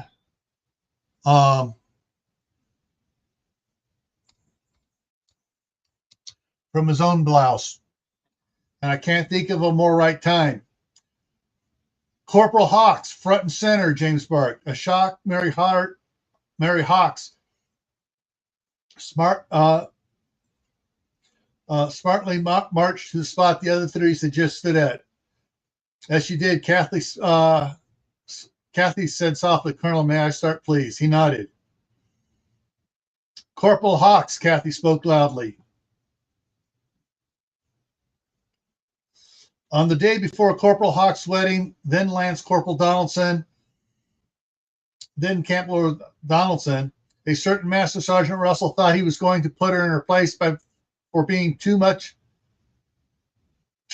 of a know-it-all. Not snotty, mind you, just quoting regs more accurately than he was. He made her take the written test for corporal, sergeant, staff sergeant, gunnery sergeant, and master sergeant. She missed one question out of all the tests. General Hale, Commandant of the United States Marine Corps, attempted to promote Lance Corporal Donaldson to gunnery sergeant. She respectfully declined, stating, "I am not ready for such a jump in grade," unquote. After requesting to permit to speak freely, Lance Corporal Hawks outlined the difference between her and Paul Douglas, including, I quote, "But there is a big difference between Major Douglas and myself. He was 50-year-olds with years of experience of dealing with people. I am 17 and still a silly, giddy girl at times. Sometimes I find it hard to control my emotions.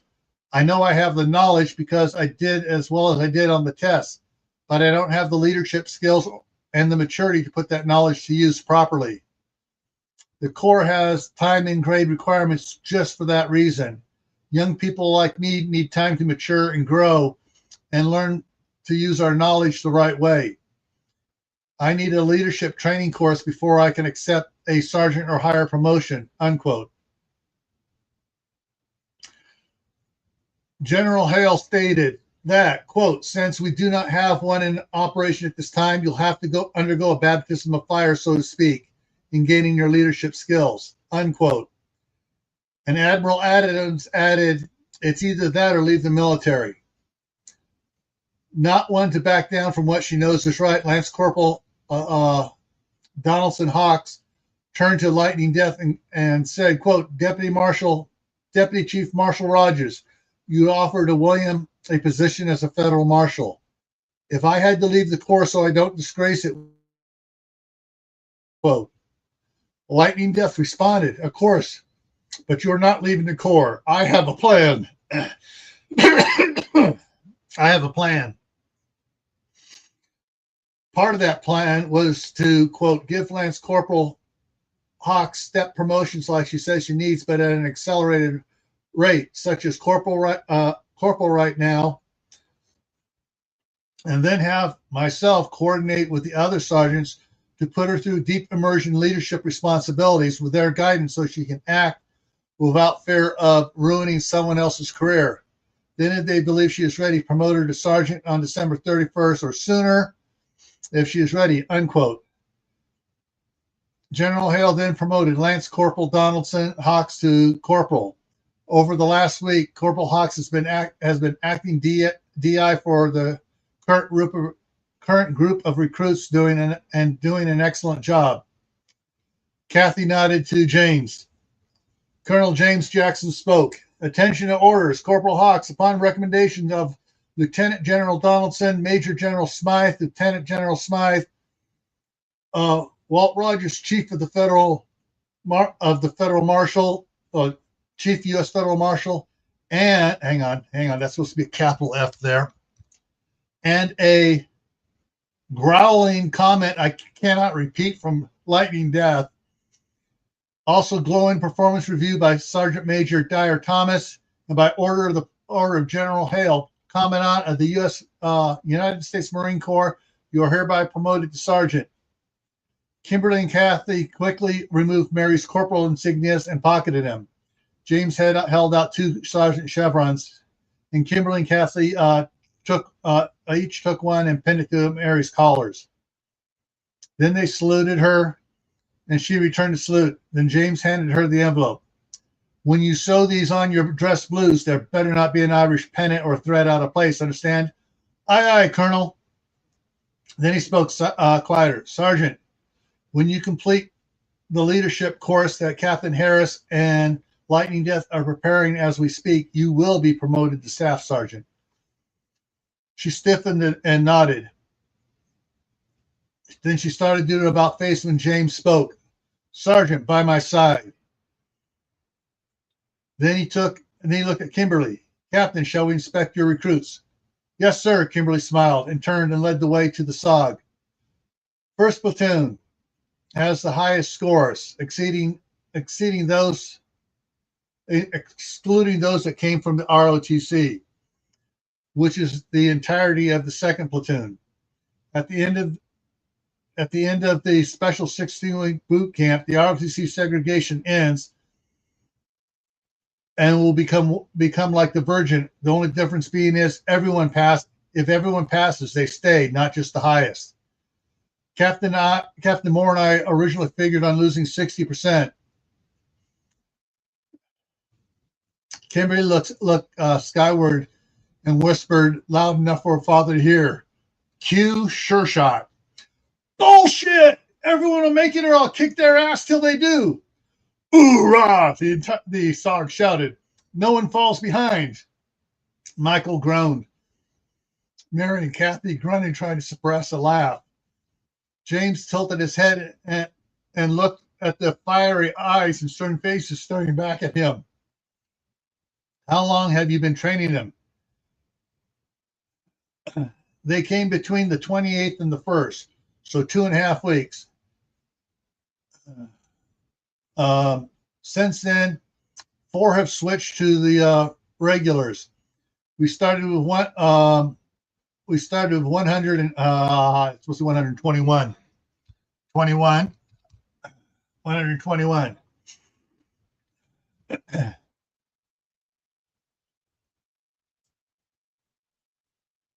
Hang on, I'll put it on here. Those that SWIT that switched said it was too crazy for boot camp, Michael said. So who's the mouth? Our ring bearer, Captain Moore's little sister Abigail, call sign Sure Shot. Sure Shot? James asked, confused. 67 confirmed kills, probably a half dozen or more secondary kills. Shoots a 72 caliber Zeus. Have you seen Mary's? He nodded. Same gun. She's our best sniper, much to Captain Moore's chagrin. Kimberly chuckled. Next to her is 11-year-old Jean Bowman, call sign Phoenix. Sure Shot's spotter in training voice. She and her sister were raped by their father. He's no longer around. By this time, they'd reached the first line of recruits. Sure Shot, huh? Sure about shooting your mouth off, James said, surprising everyone. Abigail's eyes widened as James leaned down and got a hair away from her nose. Then he growled softly so only she could hear. You embarrassed your brother, which I don't care about, but you just embarrassed the shit out of my daughter. Do that again and I will bury you so deep you'll never be found. Yes, sir, I understand, sir. Abigail squeaked, said in a quaking voice that made everyone look on in amazement. James stepped in front of Jean. Phoenix? Sir, yes, sir, she snapped. Rising from the ashes. Sir, yes, sir. Keep up the good work, sir. Thank you, sir. All right.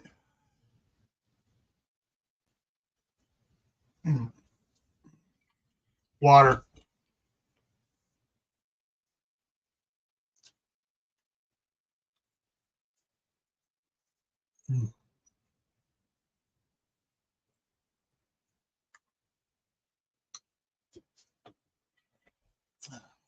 I'm getting low on water.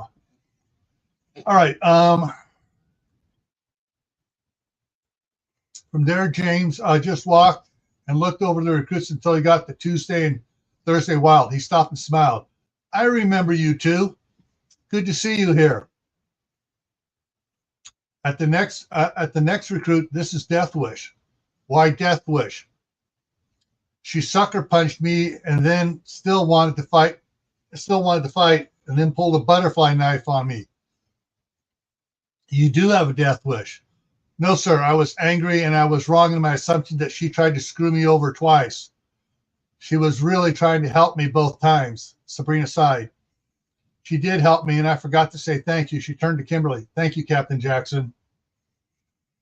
When they got to Casey Phillips at the end of the first platoon, things got weird. When James saw her, he immediately and excitedly remembered her and asked to meet with her later.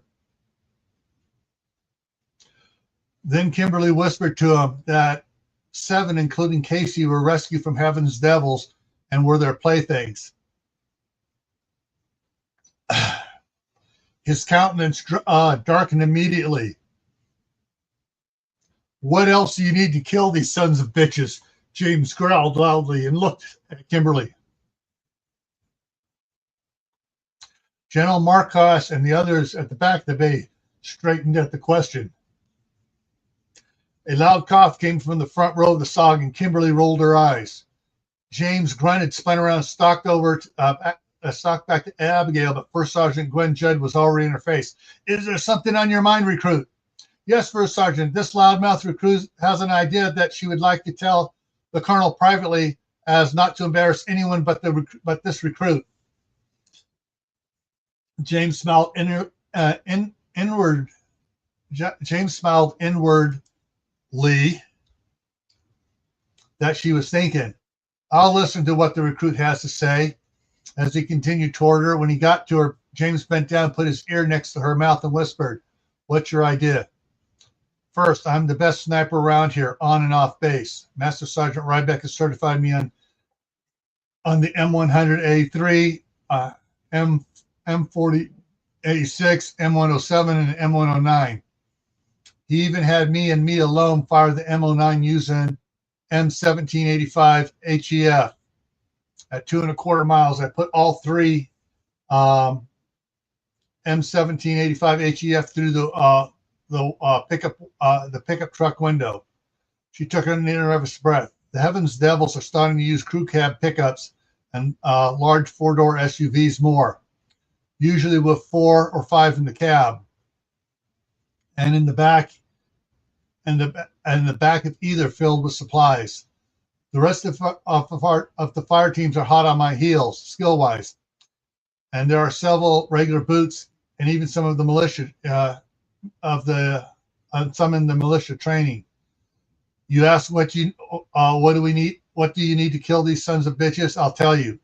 20 M109s, 500 rounds of M1785 HF. Then we can wipe most of them out without destroying the supplies they have with them. She took another breath. Then the rest of the 3rd Forcon can do what they do best. The local militia hunters will go off idiots, slip away, and try to cross the ranch lands. Someone in town has put up a bounty for them for sport. Country folk crazier than I. Just 20 of them? 20 times. But they may not be delayed where we're spread out. Say only 5 of us are where they slow down or stop. That's 2,500 rounds that we can bring to bear on them. And if we just get 2 shots per, get 2 per shot, that's 5,000 eliminated. That is if they don't scatter before the half dozen explosion. Yes, the scattering part is we'll throw your plan into the wind. That's why we need to have 6 very good marksmen paired with each M109 shooter. They can start on the semi-truck drivers or lead motorcycles to cause an accident, slow them down, and bunch them up before the 109s open up. Q section has 12 quad ETVs rigged to receive either vehicle mount or tripod mounted Mark 19 or Mark 47s. And racks for 8 cases of ammunition, Commander Smythe added.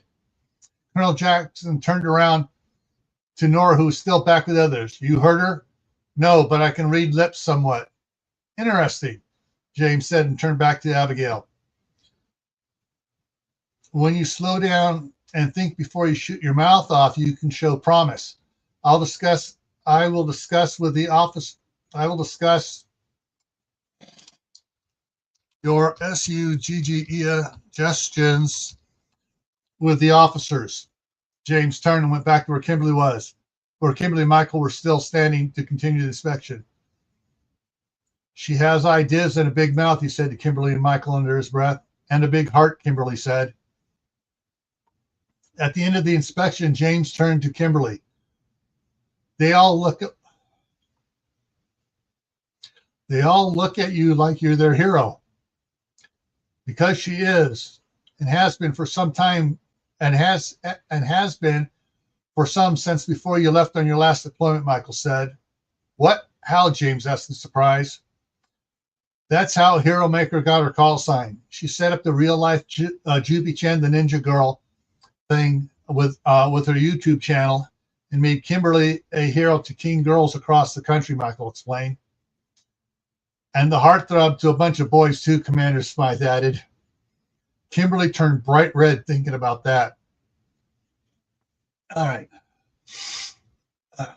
Okay, hang on a minute. I need more water. So I'll be back in a minute after I get the water, and we will continue on. And so hang tight while I get water.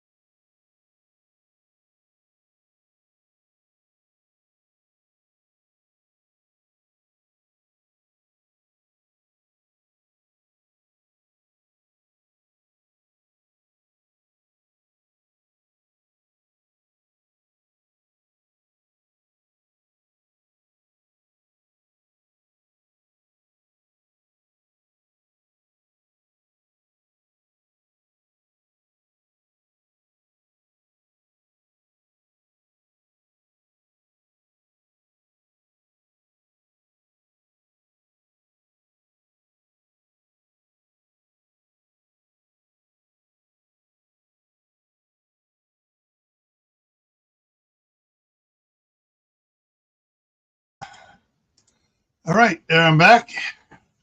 All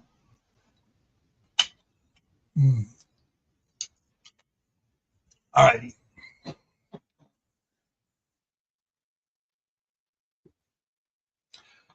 After the SOG was dismissed, General Marquess led him back to the administrative facilities building. Come on.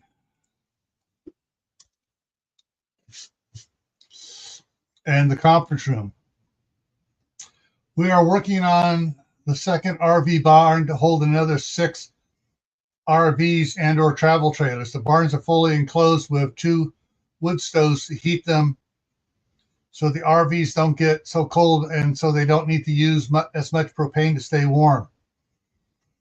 Each stall has water and septic hookups. We have 10 barracks that are designed. Sorry. We have 10 barracks that are designated for recruits, militia trainees, enlisted, and NCOs. Under construction are NCO apartment barracks with separate individual showers and toilet stalls. In the spring, as weather permits, larger apartment barracks will be built with 1, 2, or 3 bedroom units with a bathroom and kitchen. General Marquess explained, we are using gold and silver and cash, and in some cases, food recovered from heaven's devils to fund the building of Camp Resurrection and in turn the local economy. The door opened and in walked. I don't know why it likes to duplicate things sometimes, but that was not duplicated before until you opened up on the new version of Microsoft Office. And in walked the ladies of hell with what most would think was a giant female lumberjack.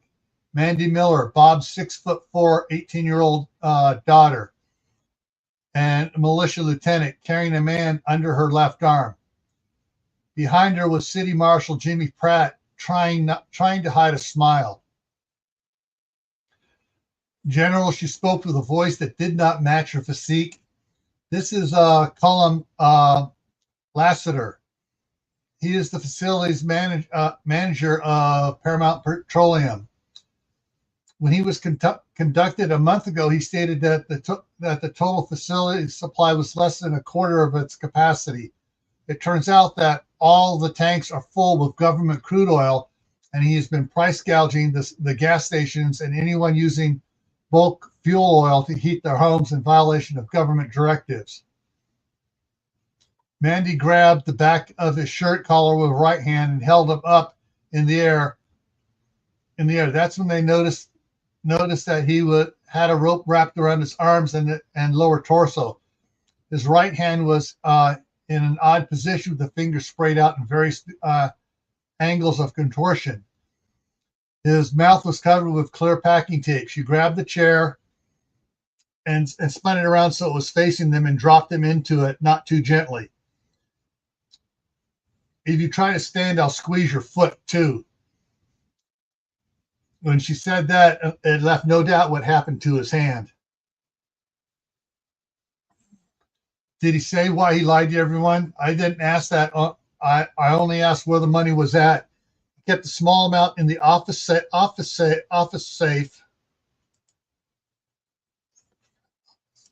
In the front office safe, a larger amount in his private office safe, and most of it at home.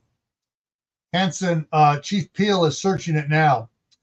Federal Marshal Finley and Sheriff Albright are questioning the assistant manager and the 3 other employees that dipshit said were involved that lived up in Utah.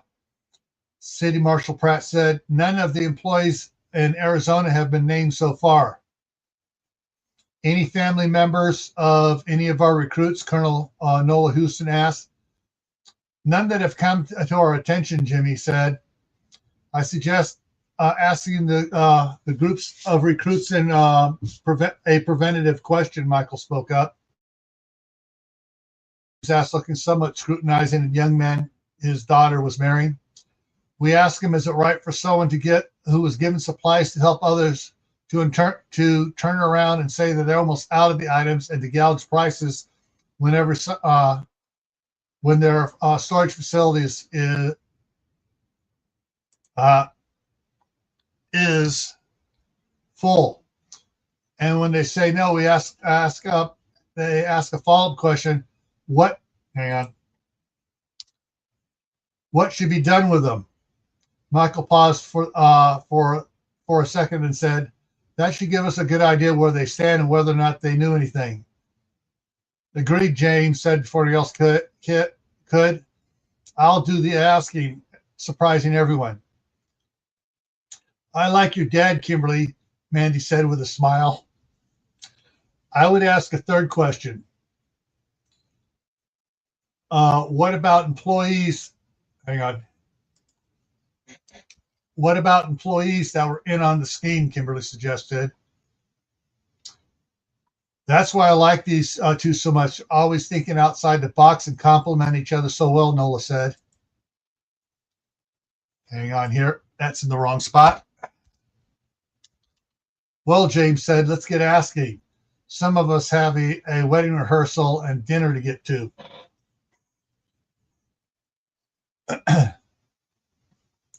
Two of the recruits wanted to burn them at the stake for the shame they brought on the family's name. The rest said public hanging. One of the SOG members, whose aunt was Lassiter's wife's niece, asked to be able to use him for knife work practice.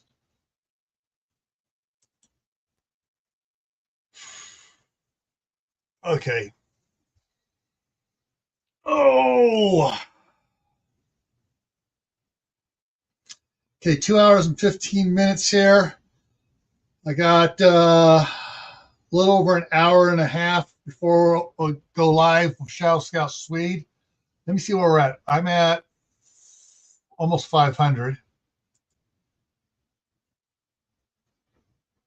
So I got about 10 pages to go.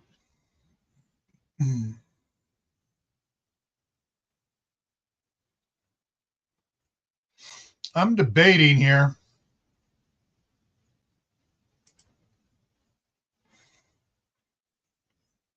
Yeah. Knowing what's coming up here in chapter 20, not chapter 20, that's chapter 11. I'll just finish this up and pause it at the next main break for the next day. I was deciding whether or not I wanted to take a break because I know there's a lot of stuff coming up here, and I need to work on the latter half of the next subchapter, the November 20th, because that has a lot of wild stuff going on in it with Heaven's Devils information. All right, evening. After the wedding rehearsal was laid out and practiced, they had slow smoked beef ribs that Peyton and Susan had been cooking all day. It was served with baked potatoes, maple and bacon baked beans, fresh milk from one of the cows that they got from Nolan Buttons. They had added all of the leaves to the dining room table and set up an 8-foot folding table next to it, end to end. On one side, starting at the kitchen, sat Monica, James, Kimberly, Michael, Janet, Benjamin, and Abigail. On the other side, Susan, Peyton, Douglas, Mary, Kathy, Larry, and Nora. Hang on, I need to fix this here. I need to get this going again here. COMMAND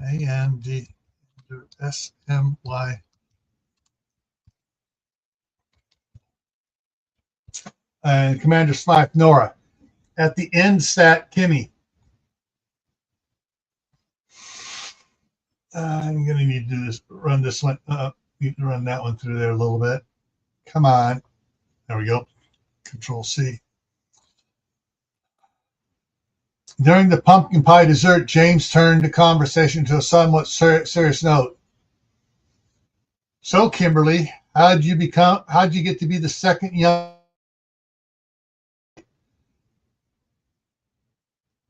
Hang on here. Control V.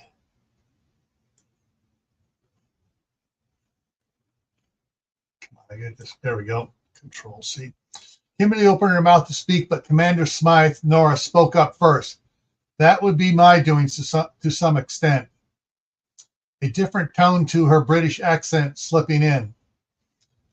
I'd come across the website. The real life Jubi-Chan Ninja Girl was most impressed with her skill, especially with what I first thought was a disability. Later, I discovered it was an asset we could use for the operation that Robert Clarkson was setting up. Wait, James interrupted. Robert Clarkson with the CIA? Yes, Colonel, she responded, signaling a more official tone to discussion. I was brought over as part of Operation Shared Strength. Clarkson was setting up several teams for what purpose he had not shared yet. Hang on, I'll move that. He had not yet shared, but had stated he wanted some extremely talented youth to be involved, as they did not fit the profile of known assets of the CIA or NSA or even MI6. She took a deep breath, signaling she was going to impart a lot of information rather quickly. I started looking into Kimberly at first as a martial artist, then as an archer because of the videos on the website. On a couple of videos, she was at archery tournaments. She and several other young ladies were watching a certain archer who almost always took first place. At first, I thought it was because how handsome he was. However, on a couple of videos, hers and a couple of the videos,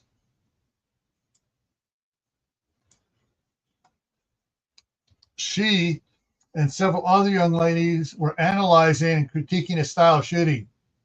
Because of that, I looked into him. With her being the daughter of a deceased Medal of Honor recipient and him being a foster child archery champion, both having graduated earlier because of their AP classes, I submitted their names to Clarkson, and we recruited them separately, of course. And when I failed to discover they were secretly desirous to court and they had been misinformed about each other's status or outlook, we brought them in for indoctrination. Our outlook. So we brought them in for indoctrination. It was on saying, I need to change this. When we brought them in for indoctrination, it was on different days, and when we were training them separately, Clarkson was very happy with their progress in training. Then he set them up as first lieutenants in the Marine Corps 3rd Forcon as ground intelligence officers, MOS 0203. They were assigned to a sniper scout platoon that was last assigned to the State Department CIA. It wasn't until the news break that we brought them in together. When they talked for the first time, it was, hang on, I got an extra space there. It was electrifying to watch. Middleton encouraged their relationship. He felt it would make them more loyal to the mission. Clarkson didn't. He was pissed off to the point of going absolute bonkers, as if he'd eaten some rancid spotted dick, and made me think that his lift didn't go to the top floor. James chuckled at her euphemism. After these two were brought together, his attitude changed. He started calling Kimberly, and he stopped speaking to Middleton. Shortly afterward, Middleton died in a robbery at a bar and grill. During a conference call, Regional SAC Chris Davies said, I think Clarkson had Middleton killed and left these three out in the cold. He also said that Clarkson had bagged several ops where someone involved pissed him off. Yeah, he did that in the sandbox several times, James said. General Candace Smythe quipped, and I bet that Clarkson didn't follow procedures when setting up this op and recruiting some of the American personnel. Michael spoke up.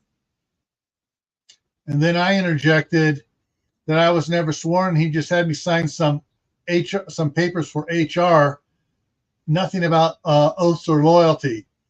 And if he didn't follow procedures when recruiting us and putting in some Marines, then that means we're not really Marines. That means we're out of this mess. But I did add, we will still help out like we've been doing. And I dropped my Marine ID card on the table and ended with, but we are out. Kathy jumped in. I had Michael clarify that Clarkson never brought them on as sworn Marines or government employees. After which, Colonel Houston gave an impassioned speech to the president about how we cannot allow the mistake of a CIA agent operating in U.S. soil deprive the Marine Corps and the United States of two incredibly amazing, talented individuals as these two, and that they had been studying and memorized the Naval Academy curriculum every free moment they had. Mary spoke up. Eleanor made an observation to the president saying, because of the circumstance surrounding these two were brought into your Marine Corps, this is going to take special handling. As such, the ball is not in Colonel Houston's glove, nor is it in General Donaldson's glove. Sir, you have the ball, and if you want these two, then you need to swear them in right now as lieutenants in your Marine Corps. My dad, Kurt, Candace, Chris, Samson, Alberta, everyone of rank agreed to encourage the president to do what was needed to be done. And he asked Kimberley if she wanted to be a Marine. And I said, yes, sir, with all my heart. Then Michael, I said, if it's free of the spy BS, then yes, sir, I want to be a Marine. Then the president swore them in, making the two youngest officer in Marine Corps history. Mary smiled. And the next day, General Marquess made him the two youngest captains in Marine Corps history. Okay.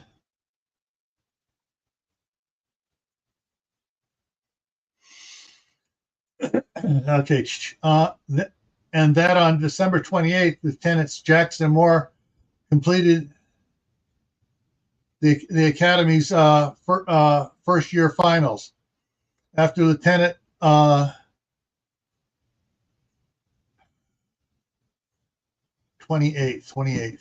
I think I got a no, the test was before they were no, it has to be captains because if I'm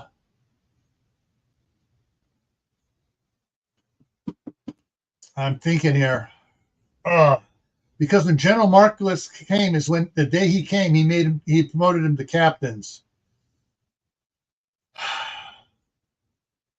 Although they're referring back beforehand and then had him double checked afterwards. Lieutenants Jackson Moore completed the Naval Academy first year finals. After Lieutenant Colonel Houston and Colonel Houston finished grading them, they asked General Donaldson to General Marquess to double check the results. Kathy got a shit-eating grin on her face. They each got 98.9% overall correct. Captain Jackson, it is supposed to be captains up here. Hang on here.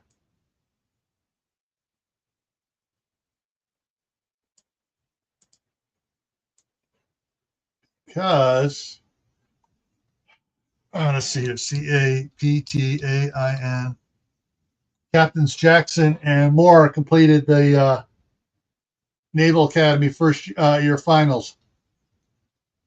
Okay, then they asked General Marquess to double check the results. Kathy got a shitting green on her face. They each got 98.9% correct overall. And Captain Jackson aced the U.S. history test, and Captain Moore aced the mathematics test. Holy crap, James exclaimed as he turned to Kimberly. You blew your old man right out of the water on the dry land.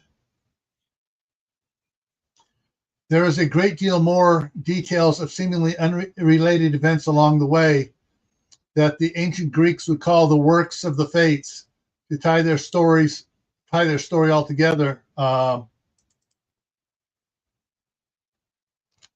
Commander Smythe, Nora said, then added after a brief pause, I apologize if we ruined your vision for your daughter. For what? Helping exceed my wildest dream for her, getting her to meet the young man that she's had a crush on for years, helping them to find true love. If you hadn't, they wouldn't have contacted Kat, and I wouldn't know where they were. Thank you for recruiting both of them, James said, his voice choking up. I have my family back and more. After a couple moments, he regained his composure and added, thank you all for being there for them.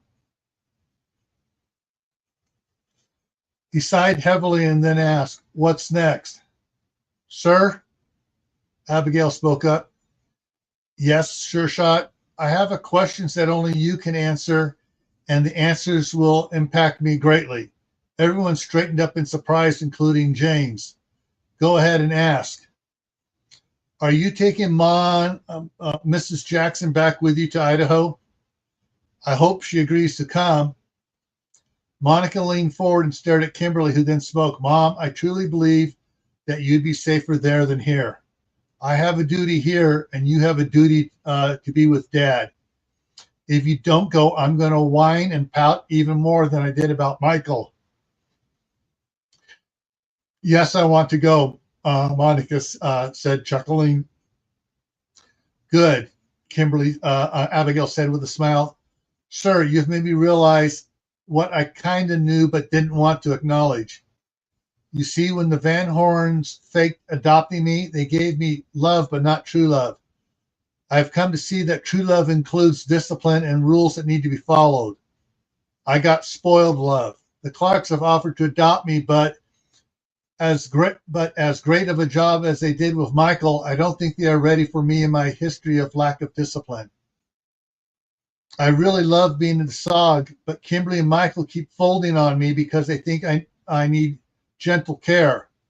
When you promised that if I embarrassed Kimberly again, you would bury me so deep I would never be found. What? Michael and Kimberly exclaimed. Abigail spoke louder quickly. I knew right then what I needed.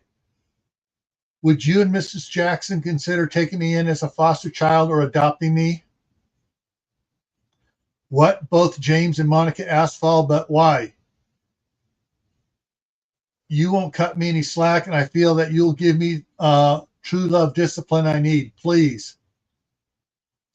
She's right, Kimberly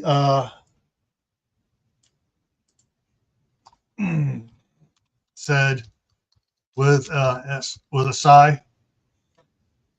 Yes, she is, Michael agreed. We should have put her under hack over the shower incident. Yep, Kimberly agreed. You should have, Kimberly, Abigail agreed too. I specifically went against your wishes because I thought that I knew better. What is the shower incident? James asked in a very concerned voice. Everyone looked at Kimberly, fidgeted for a moment. I watched a couple movies here. A real old one, I can't recall the name of it, where the DI said, you will eat, sleep, shit, shave, and shower together. But the other one I thought was more relevant to us, and that was Starship Troopers, where it showed them doing just that as if it were not a big deal. I mentioned it to several other recruits, and most of them totally agreed. I thought it would bring us together quicker and tighter. I pushed hard for it and forced the vote of the recruits. I was wrong, she sighed. You should have had me scrubbing toilets for a couple weeks. The thing is, Abigail, Kimberly said reluctantly, you did get one of the recruits to vote on it. You did get them on the same page together as one unit.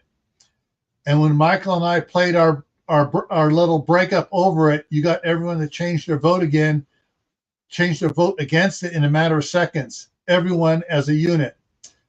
That's the only reason you didn't get bounced out of the SOG.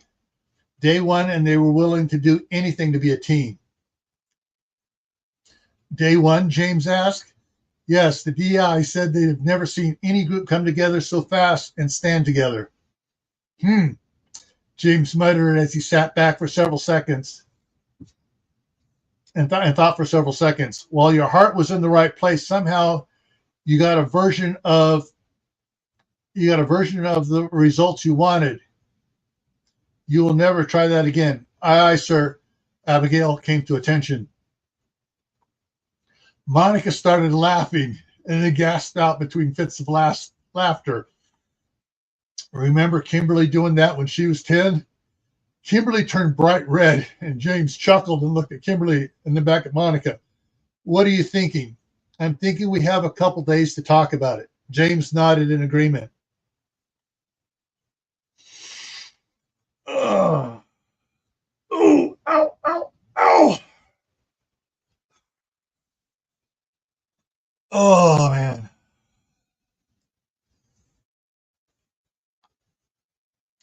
Well, I need to let off some stress. First, I have something for my maid of honor and matrons of honor. Hang on. Kimberly, K-I-M-B. Kimberly got up and retrieved a big box from the family room and placed it on the table in front of her. For my maid of honor, I made this. She held up a throw pillow. When I quoted something, she said, "That's so sweet. I'm going to embroider that on a throw pillow." Well, I did it for you. Kimberly turned it around and read what was on it. And I looked and I beheld a pale horse. And her name that sat upon it, that sat upon him was Eleanor Smythe. And she is the angel of death. And all hell followed with her. And the power was given to her over the whole earth to kill with hammer and sword, and with lightning and soldering iron, and with death's stare, and with all hell, and the beasts of the earth and the fires of heaven to devour all she slays. From the books of interrogations and lamentations as recorded by the Red Assassin. Hang on, let's see if I can get this here to go right. Control V, did I? Yeah. Commander Smythe, Nora jumped up and ran to Kimberly and hugged her. Thank you so much. I cannot tell you how much this means to me. And she hugged her again and then said, I got something for you and Michael. She pulled a set of keys from her pocket. One of the nicer RVs that the Stockton chapter brought that was brand new and never used. They stole it that morning. General Marquez approved my requisition in it since everyone has been staying in your trailer. It's bigger. It's bigger with a better shower, king size bed, more closet space.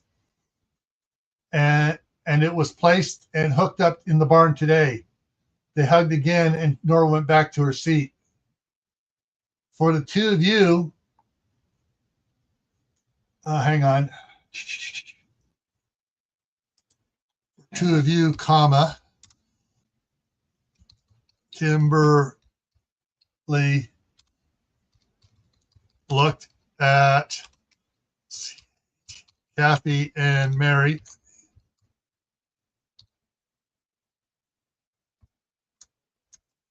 I got something you can use daily and it has options.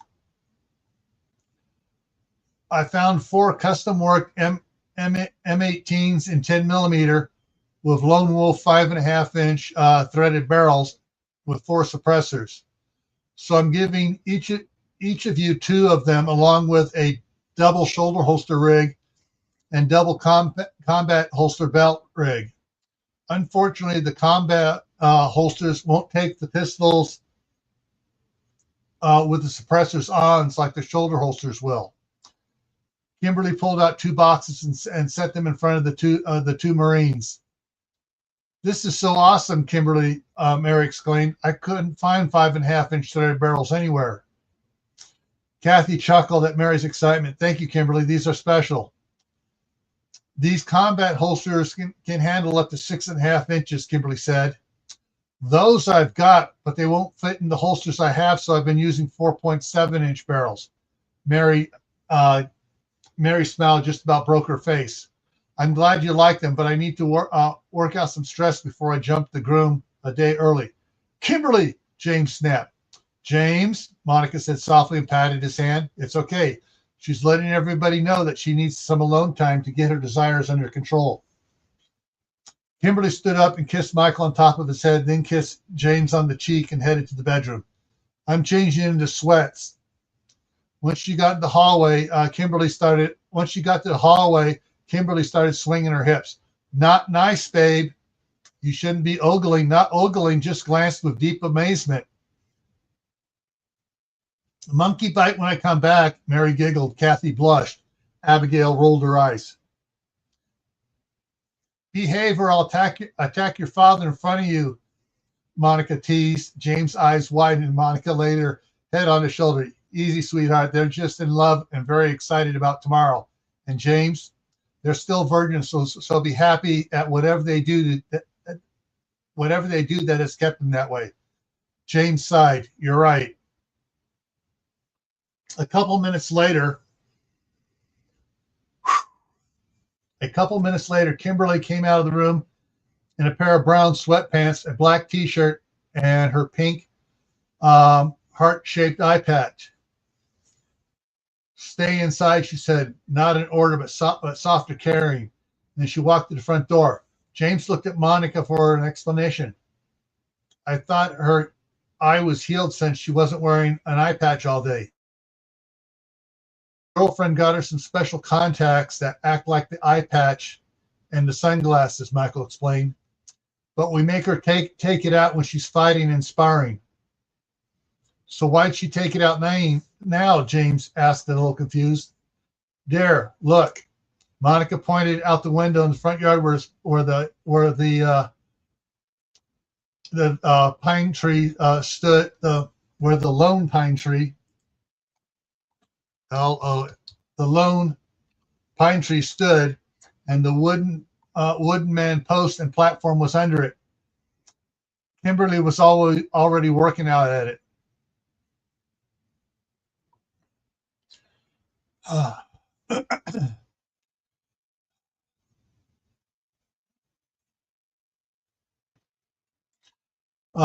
Kimberly was moving with grace and precision as she progressed around the Moonrenzong, striking at it with open hand and then foot, then closed hand, and then heel, then elbow, faster and faster she moved.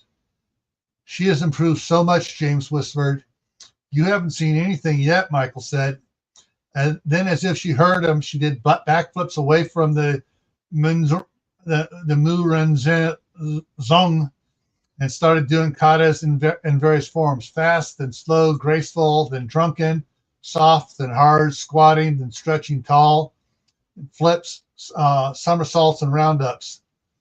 Suddenly, she bolted forward at a very fast run, vaulted into the air like she was going to do a swan dive into the ground, and tucked into a ball at the last instant before she hit the ground, rolled twice before she exploded straight up over 16 feet into the air.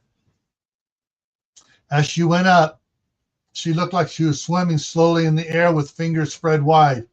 When she reached the apex of her rise, her hands came down to a little bit above her waist, and her palms down, fingers spread as if she was holding two invisible volleyballs.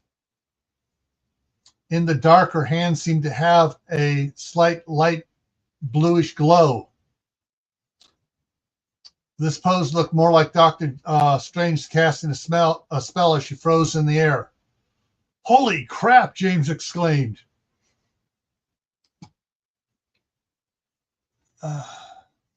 After about 15 seconds, Kimberly began to slowly float down to the ground.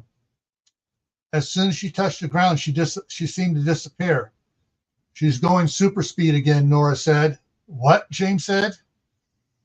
Those that hadn't seen her in the SOG barracks realized that she was moving at an incredible speed. After 15 seconds, she began to slow down, And about 10 seconds later, she was moving at her normal speed. After a couple more minutes, Kimberly stopped and balled her right hand and brought it to her chest, covered it with her left hand. She closed her eyes and tilted her head back with a faint smile on her face. When did she start doing that? James asked. The evening of the day after the asteroid passed, Michael said. She came down slightly slower than normal. She didn't hover in the air. She just came down slower. She didn't even know she was doing it. The night you two broke up was the first time I saw her do it, Janet said. That time was a little bit longer, Michael said, and every time since it's been a little bit longer than the previous time. The door opened and Kimberly came in with a big smile on her face. About 15 seconds hovering, Michael said. I forgot to time you. 16 seconds, not counting rising or lowering, Nora said in her British accent. Cool, I'm getting better, Kimberly continued to smile. Kimberly, James started as his mind tried to comprehend what is not so little anymore baby girl just done. What has happened to you? I didn't become aware of what I was doing until Michael showed me a video he took of me doing it. Then it clicked with something that Wendy Chung had taught me privately from some ancient Chinese scrolls her father had left her from a Shaolin master that he learned from. She said that some masters could slip out of time. This must mean what they meant. The more I do it, the more I'm able to become aware of the time slippage and the longer I can do it. And your goal, James asked. A couple of minutes, maybe more, Kimberly answered. To do what? Infiltrate, eliminate, rescue, sabotage, demoralize, plant spy cams. She shrugged. All right, hang on here. Where are we at? Okay, hang on. I got to take care of something. I'll be right back.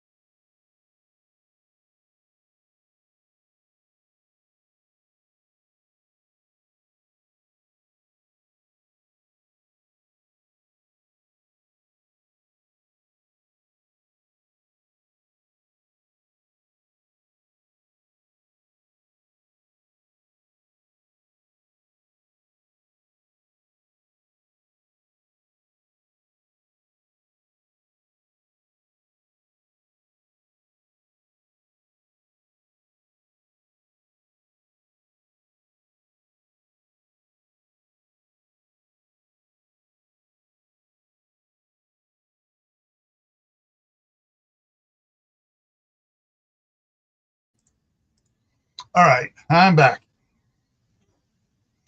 All right. High-speed decapitating, shooting people in the back of the head, knocking them out, Michael said with a heavy sigh.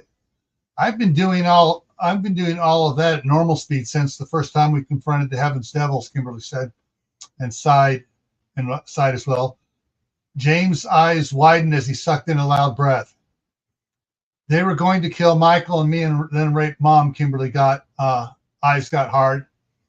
To stop that, we have strapped them to tables.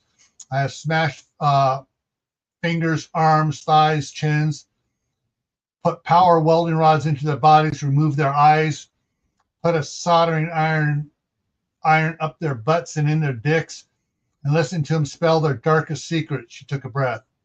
How they eat children before, during, and after having sex with them.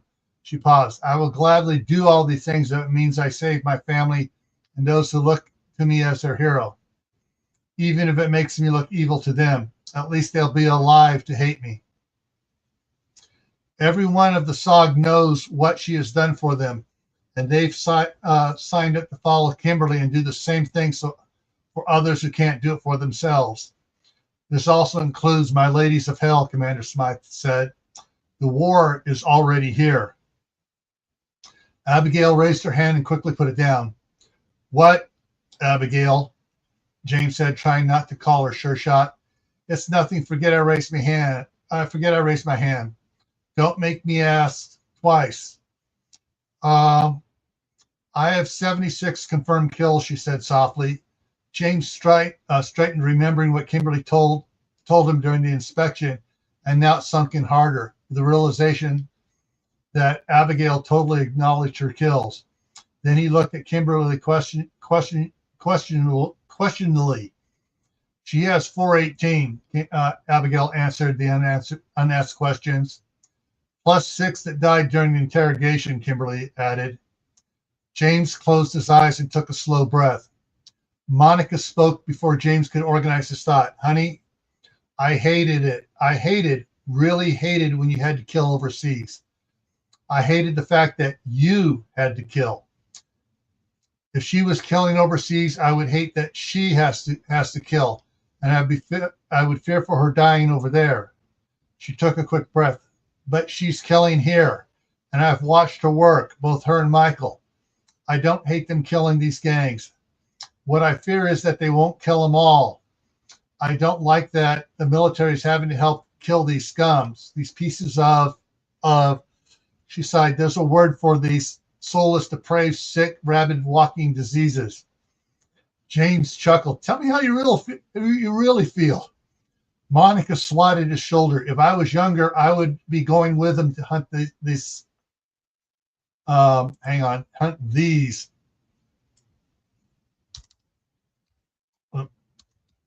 scum down, and I'd be pulling the trigger too. But they're so young. Larry spoke up. Sure shot. Get your laptop and show the colonel the training videos. Abigail quickly got her laptop and opened it in front of James. I keep the folder on the desktop so it's always ready. She pointed to the folder. PTSD. Every time anyone kills one of the wastes of flesh. Every time, James asked. And newbie shooters have to watch the videos before they can go in the field if possible, Michael said. I had to watch them without turning my face away or I couldn't go, Abigail said. Abigail sits with those that we have rescued from heaven's devils and shows them the videos and listens to them more than anybody else, Kimberly added. I want to make sure that there is no doubt ever in my mind, she said. Can we have ice cream now? Chuckles erupted around the room. Of course, sweetie, Janet said. We should start doing that with everyone, Mary whispered to Kathy, who nodded in agreement, then asked, can we get a copy of those videos? Sure, I will, Abigail said with a smile. I'll make copies tonight. All right, so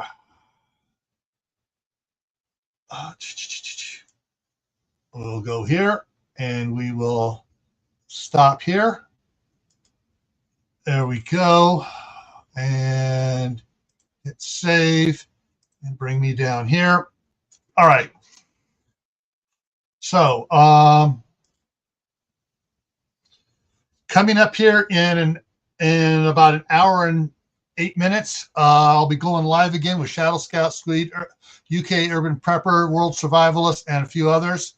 The topic tonight has to do setting up a prepping community, and we're going to be covering not just what I covered a couple of weeks ago for here in the U.S., but some of the outlooks of people in other countries as well about doing it.